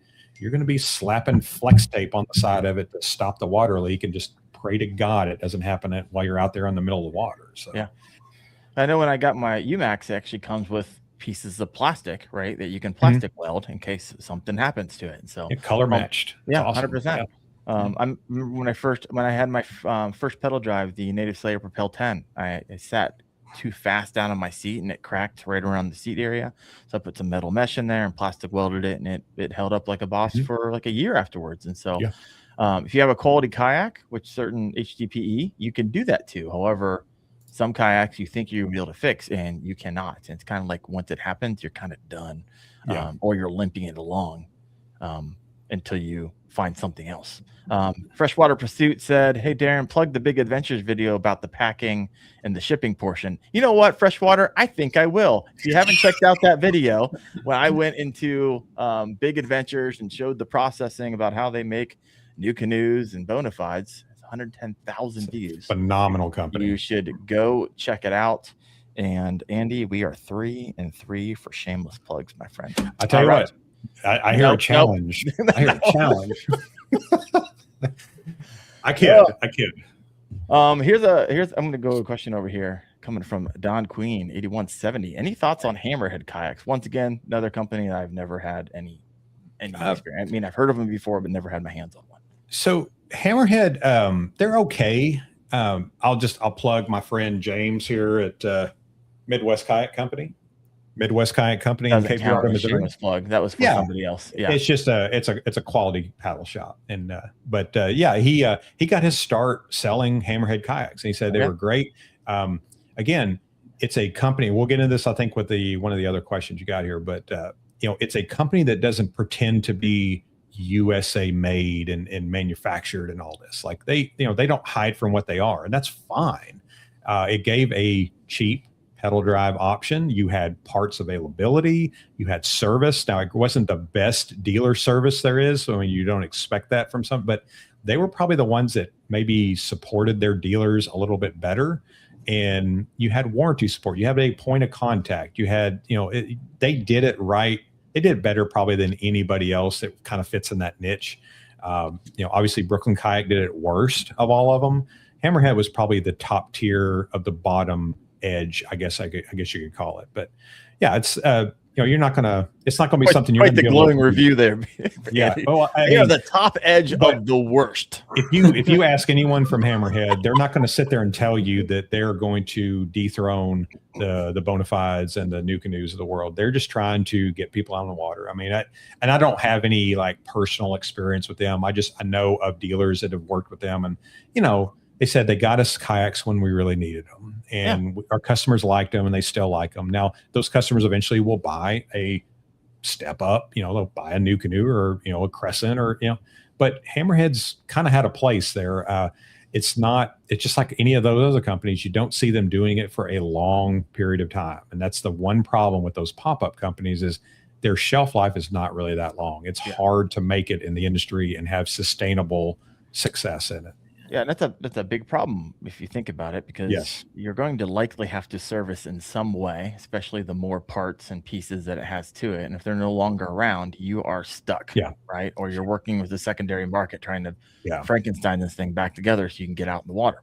And those companies are always going to do direct to consumer also. So I mean, they're when I say support, the dealers can get parts for it, but those customers can also buy it directly from them for the same price anyway. So I'm not always a big fan of that model because it doesn't benefit the consumer as much as you think it would either. So, Now here's a question coming in from Matt Neolette Jr. And I actually like this kayak. It's actually one of my top 3 picks for a beginner kayak.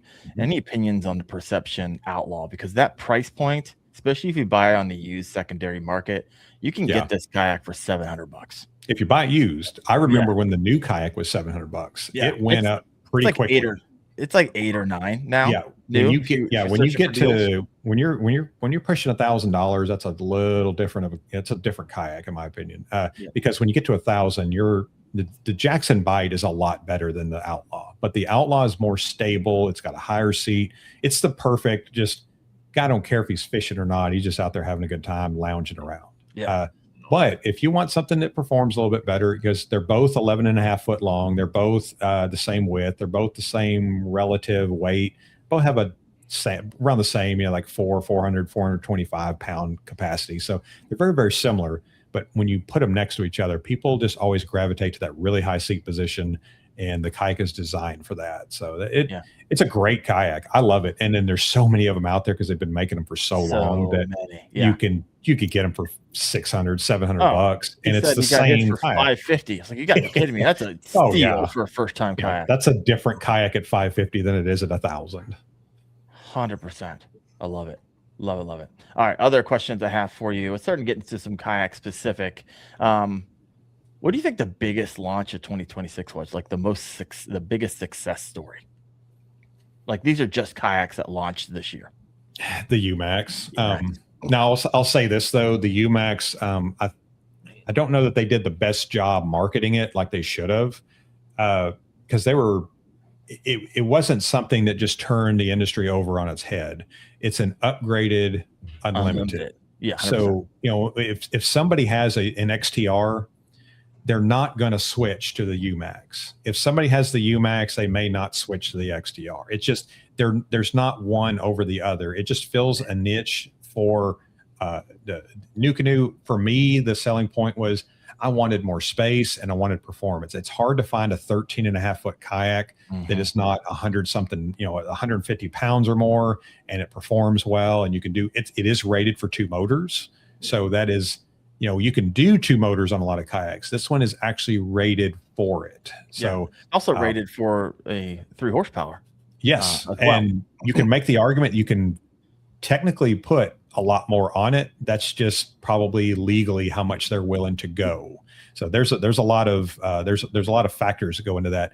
Yes, you could probably put a 6 horsepower on there if you reinforce it enough, but they're not going to say that, because if somebody goes out there and doesn't do something right, and then they end up getting in a lot of trouble out there in the middle of water, they're saying, well, they rated it at this. 100%.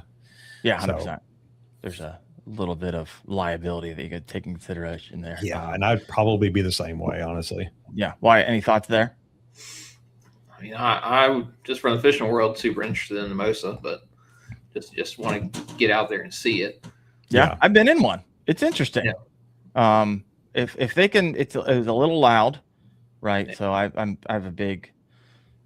to the conclusion as a fisherman. I mean, I truly believe this.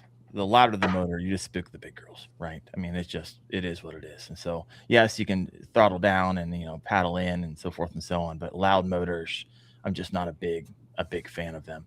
I don't even like. I'm getting to the point where I don't like fishing around people that have super loud motors, and some of these things are freaking noisy. But we'll see. I think the Voya X is actually doing it right. I was at the Bassmaster Classic. I was in one, and they were sitting there listening to feedback, and you kind of didn't hear from them. I think they went back to the drawing board, and I think probably looked. I know some of the feedback we gave them. I'm seeing some of the new kayaks coming out, and they took some of that feedback, so they're listening to anglers, which I think is really. Imagine that. I know, right? And so it's like, okay, this kayak company might actually be doing it right. So we will see what happens there. 160 live right now. If you have not yet done so, hit the like button. All right, getting a lot of comments over here about the Flux Jet. And so we'll talk about that in a little bit. It's interesting. They made a post earlier today. I want to read this because they saw that Andy and Wyatt were going to do this. I mean, they're in the chat. They're in the chat. I love it. Yeah. I appreciate that they're here. Yeah, absolutely. They said, do you think FluxJet made the list? We've had a lot of people asking for more independent reviews, customer feedback, and blah, blah, blah, blah. And they basically asked people hey, do you think they made the list? And then they wrote, one thing we'd ask, if you're going to review, compare, or discuss the FluxJet, make sure you've actually spent time around the kayak first. I've seen a few reviews and opinions from people who haven't been on one. Haven't seen one in person. In some cases, haven't even talked to an owner. Who can talk about it? Nobody has it yet. You got pro stack guys. There's a few people. Like, and I'm not mad at that. I'm just saying it just, you're going to, if you're going at ICAST, last year's ICAST, I should remind you're at last year's ICAST, you do a tremendous amount of content and reels and short form stuff. And you get so many people excited. You've taken a lot of money, and you gotta have a little thicker skin than that. Because I've seen some feedback that they come at with people that are complaining about this. These are hardworking people. These are the people that are keeping your doors open. And to be, it's like, hey, people need to be patient. Like you're talking about, they've shelled out some real money. Most of them that I know of have paid in full, and they're still waiting. So to me, that is the epitome of patience. And I'm not going to throw any business owners under the bus, but there are some people out there that have been, when they're selling these kayaks, they're putting their name and attaching it to that company. So it doesn't matter if it's Old Town or Bonafide or any of these, so you got to be careful with that. But people have a right to be frustrated. And I'm not saying I've never said it's a bad kayak, because I don't know. I've never been in one. I've just seen the video content, and I've talked to people behind the scenes about what has gone on there. And, there's nothing, there's no super red flags maybe, but it's just, people are getting tired of saying, okay, it's another month. And they've been told that for about 7 or 8 months now. So people are getting their refunds. People are switching to different kayaks, and you kind of wonder, we're getting close to July here. In my opinion, July is the end of the kayak season as far as buying kayaks. Dealers, they typically do their preseason ordering around September, October, and they start hitting the floors, 2027s. Nobody wants to buy more 2026s to put on their floor when 27s are going to start hitting. So, that's my thing on it. That's my shoebox there. But yeah, you can't get mad at your customers when your customers have a right to be. You could say, hey guys, we understand, we appreciate your patience. We understand if you want to go somewhere else, but just know that we will be getting out these. To me, I'm sorry, it happens. I feel like most people understand that. Maybe not everybody, but come and say it's like, hey, you guys can't be talking about this because you haven't experienced it. Well, most people haven't. So that's all you can do is talk about it and kind of give your opinions on it. And as long as we label them as opinions, I've never once said that I'm in this kayak and I hated it. I've never said that. So what I like about FluxJet, right? The idea, right? The pure idea. No one's really done this on a kayak before. And so I was like, okay, this has a lot of promise. I've actually seen the kayak, put my hands on the kayak at ICAST last year. But not to be able to talk about it if you haven't seen one. That's not how that works, folks. You can't fluctuate. You can't throw out all this marketing and talk about it and you say, hey, we're gonna have demos at ICAST. And they reached out to me 6 months prior to it and like, hey, we want to get you a kayak to try it out. I kept following up, nothing. Did a demo, nothing. Did a video on it at ICAST, and they were like, hey, in not having the demo, we want to fly you out there and to do a review on it in San Diego, wherever they're at. That never materialized, and I haven't talked to them. I don't think maybe it's a month after ICAST, and so I can't give any thoughts on it. I've had a lot of people ask me, hey, what's your thoughts on a flux jet? Because they assumed I was going to get one because I was told I was going to get one and never did. So that kind of pisses me off when companies tell me one thing. I then take that at face value, tell my people that it's coming, and then it doesn't come because they didn't follow through. Now, that said, I want FluxJet to succeed, right? 100%. Watching some videos, it's like, okay, looks promising, but until I get my hands on one, we will see what happens. But so far, I mean, they put stuff out every day, and they're getting kayaks out the door. There might be hundreds out there in the field right now. I think they're showing up daily, so we will see what happens. But me, that's still like there's nothing more to talk about. Like I don't know what to talk about. There's no one that I trust that has actually done like a review, got into the wiring, started doing some of the tests that I would be doing on kayaks. I mean, I think I know. I could look at the kayak. There's a lot I can tell from the kayak. Yeah. Right? I think there's a lot to be desired when it comes to the design of the actual kayak. I think the motor is the spectacle, the crown, the star of the show of that kayak. That motor needs to be on a better fishing kayak, in my opinion. I mean, as far as design is concerned, it needs to be on a rotomolded kayak. And I'm not saying it needs to be on another brand, but it maybe if they get successful enough that they can bring some whole production, they can rotomold a thicker density and have a heavier duty fishing kayak. People that are ordering these kayaks right now don't want to hear that because they're essentially funding research on another kayak by whatever is going on right now. So have you heard there's a next kayak in design? I haven't heard anything concrete. No. I can't imagine that they're not. I mean, you want to start designing the next best thing, like what are you going to follow up with? I almost feel like they would have been better off debuting it at this year's ICAST than last year's. And, I would have had the promo ones in the hands of pro staff, basically what they're doing right now. And they then say they don't have a pro staff. That was actually you know what I mean. Like the people that are pushing content out, your TikTokers and stuff. You're gonna put them in kayaks and get that content out, and then you're ready to deliver on that.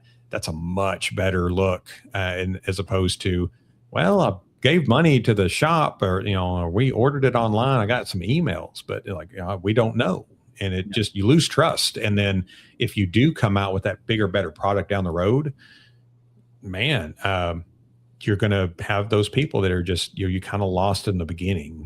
You fumbled the ball at the goal line almost there.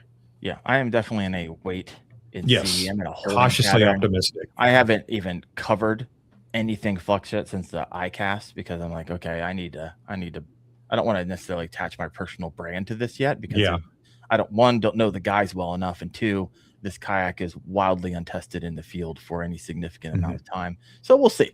I wish you the best, FluxJet. We will see what happens. Yeah. And do your thing. Yeah. You guys freaking nail it. All right. Let's keep moving on because we haven't talked about this one. There's been a lot of comments in the comment section. The Camino Journey, right? So we all know the kind of history of Camino Journey. If you don't, I would go check out those interviews that I had with Josh Thomas on it. Boom! 4-3. Come on now. I love that you got the tick marks down there. There's like 2 or 3 or 4 videos on that. So that count as 3 or 4 plugs? I think so. So I just jumped up to 7. Yeah, definitely think so. But no, essentially this company owned by Josh Thomas. Josh started Vibe Kayaks, exited, I think, probably nicely. And then he was like, hey, I want to come out with more premium kayak than the Vibe Kayaks. And he didn't come out with 1. He's like, I'm going to come out with 5.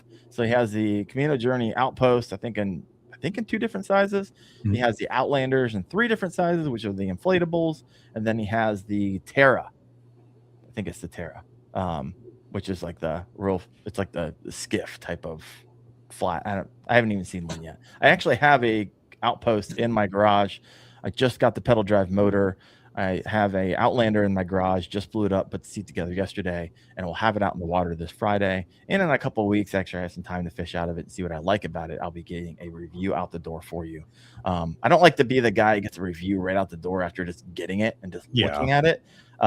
So I'm always going to be late to the game while everyone else gobbles up the initial views, because I actually want to fish out of this thing and see, it takes a bunch of different nuanced fishing trips to be like, okay, this is what I don't like in this scenario. You can't do that with one trip out. You just can't. Sorry. So it's gonna take a hot minute for me to get out the door. But your thoughts on Camino Journey? Because I get this thing, I got it delivered by Eco Fishing, and I heard a lot of people have mixed this and that about it. It was like wrapped in carpet and then wrapped in plastic, came flawless. So I know that I think they recently moved over to like a white gloves delivery service. So I'm not sure if that happened between some of the bad experiences, but mine came and it came flawless. And with Eco? Yeah, with Eco. Yeah, it seemed like they at one point they were claiming like 99% damage free, and it seemed like the last probably year you just started to hear a lot more noise around that. So if they've switched the service, that's good, because I mean, as much as I like to hate on online services, I mean, they definitely feel a need. Not everybody 100%. Has a paddle shop, within a couple of hours. So it's, but yeah, I mean, there's nothing more frustrating, and that's bad for the industry when someone gets into it, they spend some real money on that first kayak, and then they comes and it's just damaged. So they think they just get a bad taste of kayaking, not just a bad taste of that experience. So yeah, I will say the fit and finish on the Kajo, just by unwrapping, I was like, okay, this is everything that Josh said in those interviews is he actually did. So we'll see. I haven't pedaled the pedal drive. It hasn't touched water yet. Stay tuned on that. Any thoughts on any of that line? Any experience, any conversation? Yeah, I mean, I've been asked about it a lot. And again, I have no hands-on experience because there's just nothing around here that carries it. But the only thing that I always tell people, and it was the same thing when I get, stuff about FluxJet. This is early. This is like, a couple of months after ICAST, like you got to be really careful on the hype, the internet hype. And then the only thing I saw with Kajo was just really trendy TikTok-y reels, and they probably did the best job on it, in my opinion, because it was good stuff. It was, I don't know how else to describe it, but it was showing up in the feeds 100%. Yeah, exactly. It was push, and it was out there, and it got people talking, and that's what you want to do with it. The only problem with that is if you have so much hype, you got to deliver on it.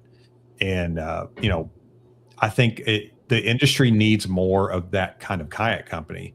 They don't need to be the number one, everything, but they need to be a quality brand at a quality price. Now, the Kajos are, I wouldn't call them premium price, entry level price points. So there comes some danger with that. If you're charging a premium price, no matter how good it looks, it's got to hold up, and you got to be able to get support for it, because things happen. It's nothing against anybody, but if you open that thing up and you put it on the water, and the first time you sit on the seat, a buckle breaks or something, or a screw comes out and falls in the lake. Yeah, but how quickly can you get it? What's the support look like?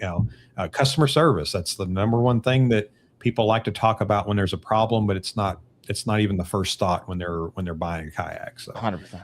And that's the thing you got to think about when buying the kayak from a new company, right? Yeah. To be told, no one knows yet, right? Same thing with FluxJet. No one knows because these things are plastic. It's mechanical. It's a motor. Things are going to break if you're the best or the worst, kayak company out there. It doesn't matter. And so it's still to be decided whether or not how well they take care of their people post-purchase. Same thing with Camino Journey, right?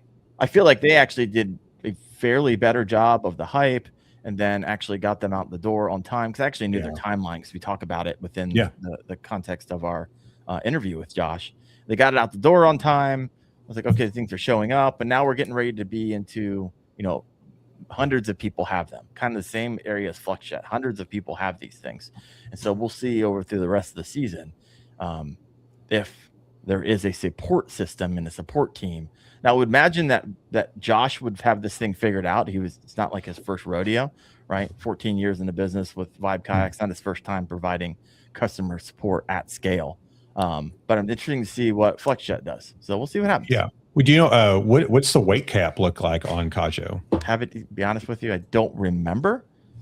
I literally just need to get it out of my way and put it up on my lift until I literally will be in it for the first time on Friday. So gotcha. I'll be breaking all that down. Somebody can look that up for us while we're doing that. What's the weight capacity on the Outpost? If you wouldn't mind.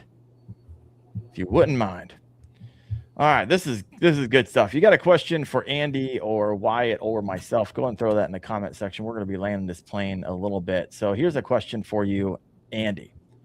What fishing kayak, in your opinion, feels stuck? I know the answer to this already. Starts with J and rhymes with Raxon. Well, they're the low-hanging fruit right now. At 500 pounds, by the way. Yeah. To me, stuck, and this is going to be an unpopular opinion, but I'm going to throw it out there.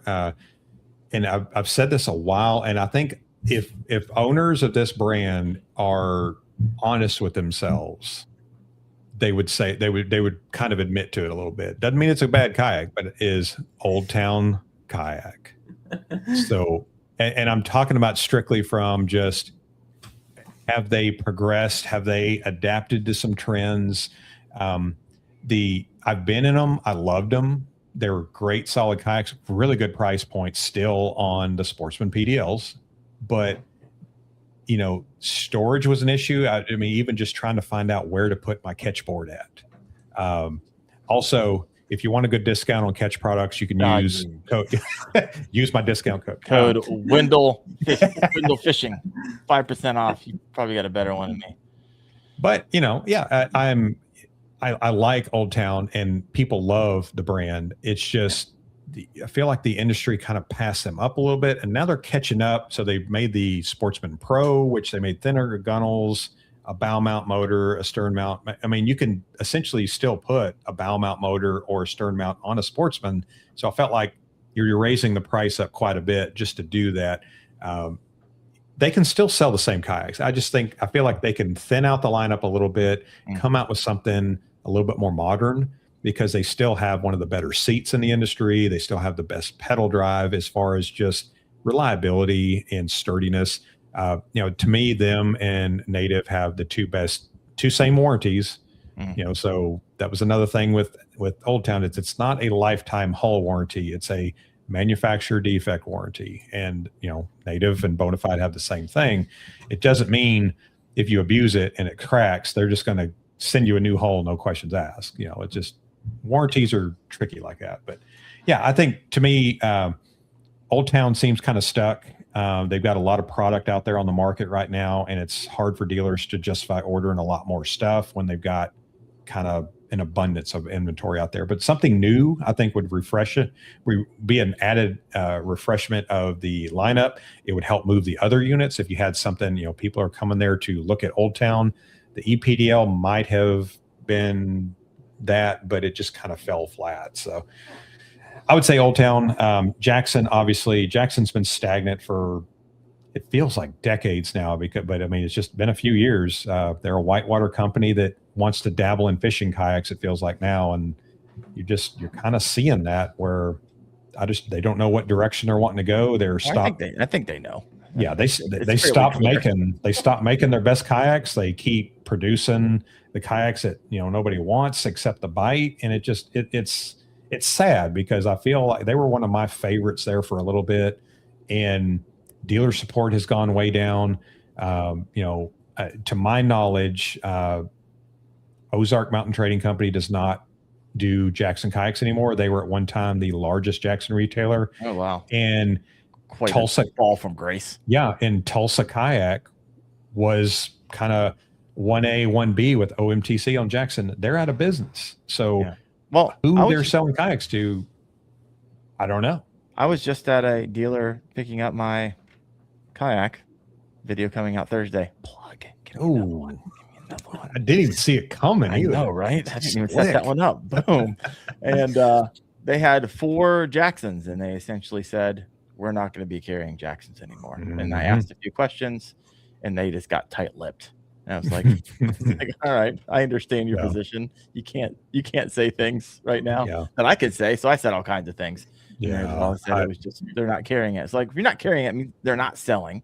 Yeah, right. And I challenge you to find a dealer that has a good relationship with Jackson Kayak right now. It's not there anymore. I mean, from outside looking in, I don't know a ton about it. Like, it's like they don't even care that they're losing. Yeah, they don't listen. And I've been on the side of that. They don't listen to their people, and the people that had very valuable opinions are gone.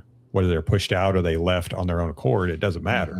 And what you've got essentially is you got a lot of people that are just yes men. And when I'm giving feedback, and I give feedback, I give some pretty negative feedback behind closed doors, but it's to make them better.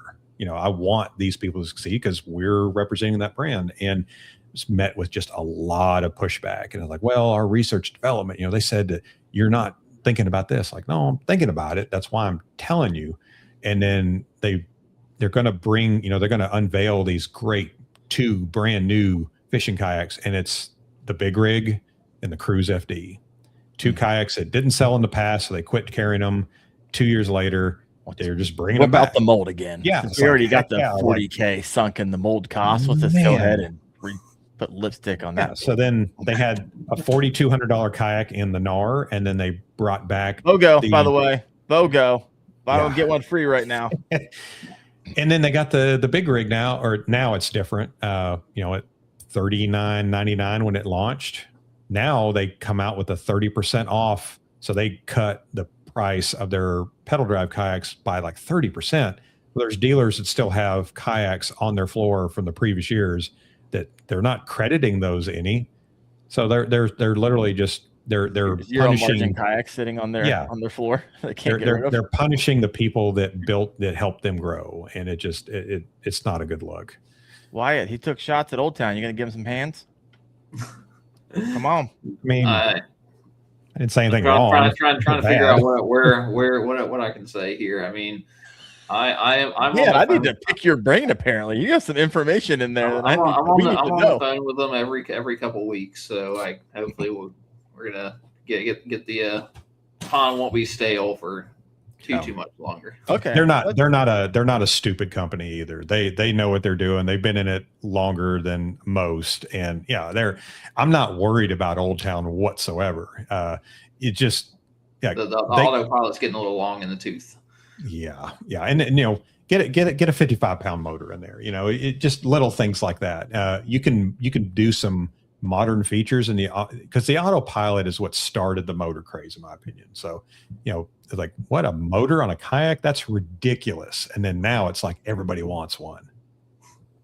So, Wyatt, what I loved about what you just told me is that you're on the phone with them every other week, right? So that's telling me this is a company that listens to their pro staff. Yeah, that's crazy. Wow. Novel idea. That's a novel idea. We did get a question over here. Right. That I skipped over, and I'll answer it. And of course, I'll let Andy, and I have a feeling he's going to answer it the same way. But the best customer service in the game, and it's Nucanoe. Yes, by far. And then Big Adventures is a close second. 100%. Old Town is right on the heels of them, because I mean, if you claim to have a lifetime warranty on the hull, but people are getting shafted by the companies or the shops, you're going to hear about it. You never hear about that. Mm-hmm. So they're taking care of their people. They're listening to their people, which again blows my mind, because there's people fishing in kayaks and they may have some really good input. And sometimes you can be a little too close to the light, so you don't see some things, and you'll get somebody that they've never kayak fished before and they took it out once. It's like, this would be kind of neat if we did, we had this. I'm like, oh, I didn't even think about that, because I'm so focused on, the angles and the mold and getting, so listening to your people is just blow your mind concept. And pro staff that actually give good feedback. So that was another thing. Pro staff, there's good pro staffs, and there's pro staffs that just come to their free boat and, you know, Well, you don't they're get much out yes of it. men because they don't want to jeopardize Exactly. their pro staff deal. Yeah. And so there's Yeah, a you conflict of interest there sometimes, You right? got to keep that 10% discount, you know, but yeah, there's some very valuable feedback because I mean, you want feedback. If I'm a company and I'm designing something like that and I'm wanting to charge the money that it, you know, a little bit above the cost that it takes to design and test and do all this stuff. Yeah. I mean, I want people to tell me maybe some stuff I don't agree with, but you got to have that feedback. You got to have that pipeline of like, hey, this thing sucks. This is going to, you know, it happens. And then you go back to the drawing board and you just keep developing. It's got to wait a year. It's got to wait a year, but get the right thing out there because people remember that. We're still talking about the NAR for God's sakes. I mean, that kayak came out years ago and we're talking about the buy one, get one free deal. Yes. But yeah, it says, but that's a hell of a deal. You get 2 kayaks for the price of one. Use one for patchwork plastic. Exactly. Well, one to get you out there, one to get Instead you of a little bag, Yeah. you actually got to tow the other one. Just to get you a lighter, get you a little patchwork. Yeah, it'll get you there. It'll get you back. It comes with 6 repair kits. It's Yeah, crazy. it's an adventure every time. Wyatt, I am curious. You hop on the phone with Old Town.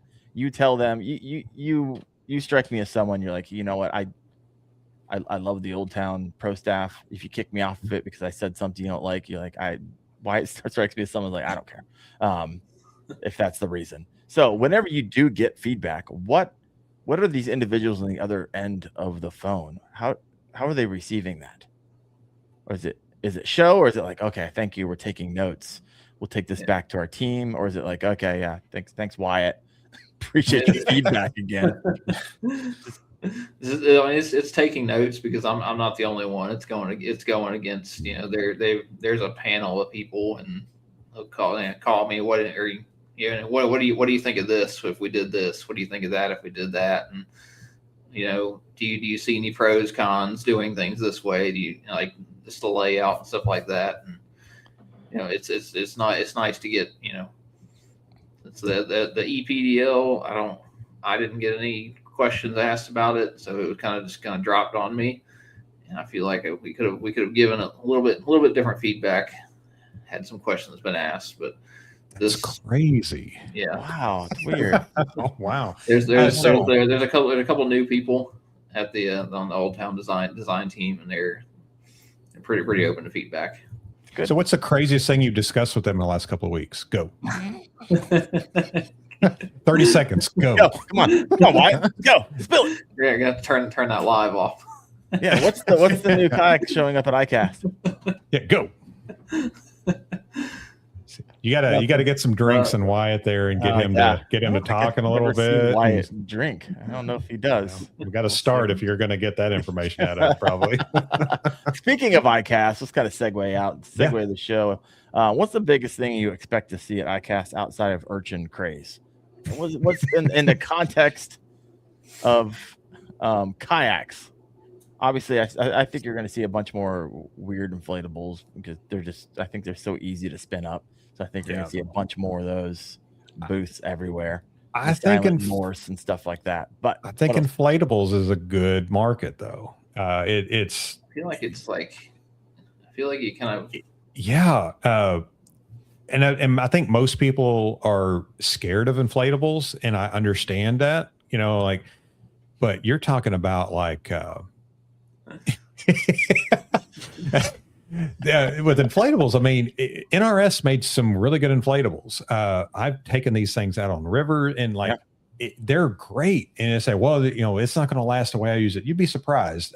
People have been going down the Colorado River and the Grand Canyon on White River rafts for longer than a lot of us have been kayak fishing. So the fact that they're saying, oh, you rake it up a couple of rocks, it's going to pop. Like, not necessarily. It's not your pool raft.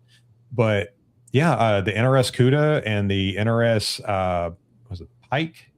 Man, but they were great and great frame seat. And it was like, you know, and Hobie makes a good inflatable, you know, but yeah, it's a market systems, the ITAK. Absolutely. Absolutely. The iAttack. These are all really great inflatables forever. Kajo just came out with one. It's a pedal drive. Yeah. I'm excited about that one. And So you know, I said I even represent a company that makes air pumps. Outdoor Masters, code the Paddler. By the way, I'm going to second that opinion. I don't have a coupon code for you, but that is the best pump, and I've used like 3 or 4 for inflatables. It is stupid.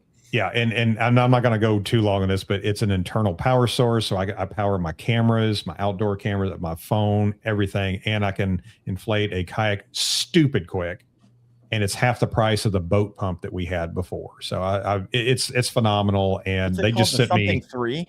The Shark 3, That's what it is. and they just sent me the Shark Mini, which is a smaller version, more kayak friendly. It's a little slower, but it's got 2 compressors in it, which is crazy. Yeah. But there's so much, and my code will save you 15%. So I'm just saying. I don't have a code for you folks. So they sent me one. I was like, I might talk about it. And here it is, Outdoor Master. This is me talking about it. I actually am a fan. I blew up my Outlander yesterday. I blew it up in you set it to the PSI, right? Because you actually, it's digital up and down. It's super easy to do. Yeah. It'll blow. Then it'll it's wild, and it'll stop for you so it doesn't explode your kayak, even though there's release valves on it stuff. But man, it was wild. Add it to the plug tally. I was just saying to say, plugging machine tonight. I did not see a tick mark go down for me there. I'm gonna give you got 7, I got 11 or something like that right now. Oh my god. Well, I did do a video on it on my YouTube channel, The Bearded Paddler on YouTube.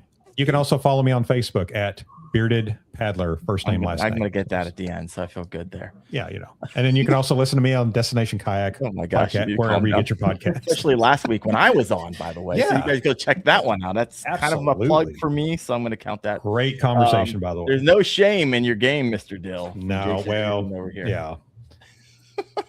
Anyway, what were we talking about? We're talking about Old Town's coming out with inflatable at ICAST, and Wyatt was Wyatt was just getting ready to spill the details by not saying anything. All right, we finally got him to give an answer. Inflatables from Old Town. Heck yeah. I actually know some things I can't talk about, but I'm pretty sure is going to be there. So yeah. Usually there's a company that usually always comes out with a new kayak at ICAST. Here's something that's interesting that I found out from being at ICAST last year, right? Some of the number 1 kayak companies in the business don't put in their kayak to the new to win an award, right? And they don't do this because they don't want it to get out, out and about, and kind of get soaked in the media, because there's media plays behind this. And so I don't know. And I looked at that, I'm like, okay, do I even look at the ICAST awards? No. If with any type of weight or gravitas, and I don't. I saw literally last year when I'm going through stickers. Are you kidding me?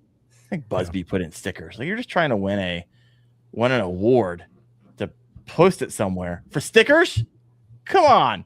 I saw stickers, and I got, not even all the kayaks are being represented. So FluxJet won. However, the Hammer wasn't even in the competition. So exactly things you got to take into consideration. Well, and what I remember the previous year, it was the Tactical Pro from Wilderness won Best in Show, and the XTR was and it was I love that. It's and when you see it at a paddle shop, it's got the stickers on it. They lean into that ICAST Kayak of the Year. I was slow down a little bit there. Yeah, slow your roll. Yeah, I'll be calling that out this year very, very clearly, just to let everyone know, because it's easy to get caught up in the hype. You see them posting it, and they post it left and right and up and down, and they use it in their marketing materials for the next 6 months, and everyone kind of forgets. Wait a second. The XTR wasn't even, and we all know where the XTR is today. I think actually the pro staff guys have to get it tattooed on them somewhere that it was the ICAST Kayak of the Year to get that kayak. So yeah, it is what it is. But I mean, I get it. It's marketing at its finest, but it's kind of, I just wish ICAST just wouldn't do it personally. Just let people be secretive going into it, build it up. It's not like it sold more kayaks for Wilderness Systems than it wouldn't have anyway. It's an exciting looking kayak. Yeah. Same thing with the XCR. I mean, you don't need a fluff of an award or a certificate. It wouldn't surprise me if they didn't take it home with them. Okay, we'll put it in the warehouse or something. But they're there to show off their kayak. And to me, the ICAST it's a fishing expo that's kind of turned into a kayak, and that's a weird time to launch a kayak in July. that's a different conversation there, because what happens, Wilderness System and Bonafide, they get an exciting kayak in July. Well, you still got dealers trying to sell 2026 stuff. Yep. And then you got customers saying like, wait, this is coming out next year. I'm just going to hold off and I'm going to order this one. So they really need to do that in the fall, or, in the early spring. But, right in the middle of the year is kind of a weird time to launch that great kayak, but everybody's doing it. So I'm not going to fault anyone for doing it, because if they don't do it, somebody else will. Yeah. All right. So here's a question for you. Bold prediction. What will everyone be talking about after ICAST? Propulsion. I'm not saying that off of any insider information. There's only so much you can do to a kayak hull. You're going to look at, the new kayaks coming out are going to be rigged a little easier, maybe set up a little bit, but to me, propulsion needs to be what people are talking about moving forward. Because right now we got the Minn Kota Tarova. We've got, that's really it. Without really modifying stuff down, people are still buying motor guides on Marketplace. I mean, there's kayaks that are made specifically for bow mount. I mean, I think when they said that they were doing away with with the motor guide, and then there was going to be a big gap there between when the new stuff was coming out, you kind of heard New Canoe specifically just kind of like, because they have kits that they literally sell on their website for that specifically. So, you got the Garmin, you got the Torqeedo, you got the Newport. There needs to be some players in there, and there's some huge boat motor players out there. So I would like to see that. I mean, if Bassmasters is going to lean into kayak fishing, these other companies, they need to lean into it also, because there's a huge market. I don't think they realize that these aren't for the serious tournament anglers. These are for the weekend warriors. They're putting motors on kayaks. They're buying batteries, buying motors. They're rigging stuff up. They're buying the wire kits. Like, they're spending money on this, and there needs to be more competition, more price competitive stuff, more premium stuff. The Power Pole Move, when it came out, like, everybody thought that was the stupidest thing, because it was like $5,000. Now everybody's wondering where they can buy it. 100%. Like, take my money. It's fast. It's quiet. It lasts a long time. It's quality built. Yeah, that's a different story now. So, and the Lowrance going to be coming out with the Recon upgrade. That's what I've heard. See what happens there. This is what I want. I want somebody to create some competition in the stern-mounted motor category, where Bixby cuts off and where Torqeedo begins. Yeah, that's a big gap too. I need a Newport competitor that it's quiet and not doing all the things that people keep sending me photos of broken lift arms and loud kayaks, and I've had experience in wonky warranties. I need a competitor there. Yeah. And it might be Torqeedo, right? They got picked up by Yamaha. They haven't really seen a whole lot of back and forth, crazy movement, but it's like, my gosh, you guys have the money to really own that category as well and slide into it, and also provide a quality motor, because that's what I want to see. I don't think it's coming at ICAST, but but it's whether it does or not, like, we need it, and we need it. Yeah, I even Newport, like, I have a discount code through Newport. I don't share it because I don't want to attach my name to it. What they might as well just go direct to customer, because they're not supporting dealers. And that's the only reason I got that big discount I was talking about when I bought my NK300, was they'd screwed up so many stuff for our customers that they just kind of gave us a deal on some stuff if we ordered more. And I mean, yeah, sure. But I've had crickets before when we try to get a hold of Newport on, warranty stuff for customers. I'm thinking, okay, for $600, $700, like, I'll buy one. And if it craps out, I'm not even going to ask them for different parts, or like, it's just going in the trash. I mean, my next stern mount motor will be either a Torqeedo or a Garmin. But nothing against people that's running Newports. Like that, if it's working for you, it's great. But I would love to represent a company that is going to represent themselves a little bit better than Newport's done in the last few years. So. Yeah, no, 100%. I'm with you. I'm not a I'm not gonna sit here and like, I'm not gonna tear them down or anything. Try to tear them down, but you don't see me it's not putting my name or promoting it. I bought one, and then I had the experience that I had, and then everyone around me keeps sending me their experiences because of that. I was like, my gosh. All right. Yeah, and you can email them and get a discount code. So I'm not hiding anything there from anybody. I mean, A lot of discount codes. Yeah, they'll take anything. It's I'm friends with their some of their like top performing, like, I don't know, call them pro staff, but they had a team, or if you do posting, like I know I know more than the average bear when it comes to that. Anyways, Jason Reardon said, and this was I think it was in the contextually having, a competitor within that area of Newport. He says, Daren, I can't say much, but let's just say it's coming. Stay tuned to Jason Reardon Kayak in the coming 6 weeks. Oh, but did you just plug? Yeah, I got a whole other category over here. That's what I was laughing at. You got to write down. You got to write down Jason now. 1. Like, so Jason's got 1. You got 9. Jason Reardon 1. Jason, you got some catching up to do though. I don't know how much time we got left. I don't think we got a lot of time. So I would you're just going to spam the comments, bro. Come on. I just need to call him now and find out the juice afterwards. So I'll be doing that. Let me see. We got a comment here. Garmin has a kayak motor from Rod and Reel. You want to answer that one, Andy? Oh, the fours? Yeah. I mean, not everyone like lives, eats, drinks, and sleeps kayaks like we do. So it's a stern mount motor with it got spot lock. So it's very unique. It's expensive, but again, next year that's going to be cheap. You never know.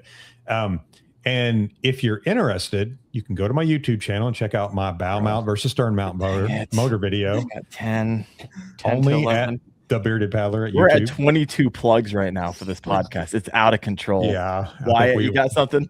It's going off the rails. The only thing is on Instagram and Facebook. Wyatt Fishing. there it is. Get Wyatt 1, Jason Reardon 1, you 10, me 11. Let me see if I got how I rigged out my autopilot. I also have a YouTube video on that. Oh my gosh! Oh man, he's doubled it up right there.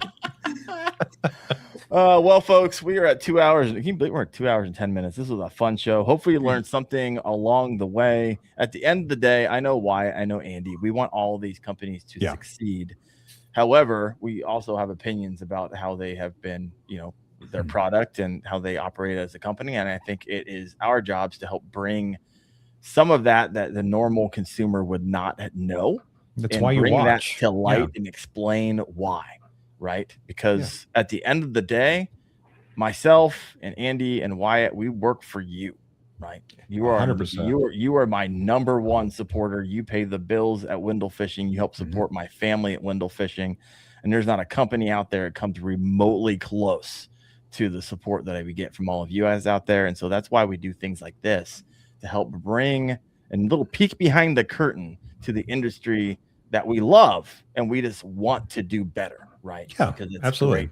It's great for everybody. So that's all I got, folks. I got a lot of comments over here. Sorry we couldn't get around to all of them, but feel free to reach out to Andy, myself, or Wyatt directly. We're on all the socials. But Andy, thank you for your time. Wyatt, you as well. And we see you next week on the Kayak Fishing Obsessed podcast at 8:30 p.m. Eastern. That's another plug. That gives me 12. I'm the winner tonight. See you guys next week. Bye.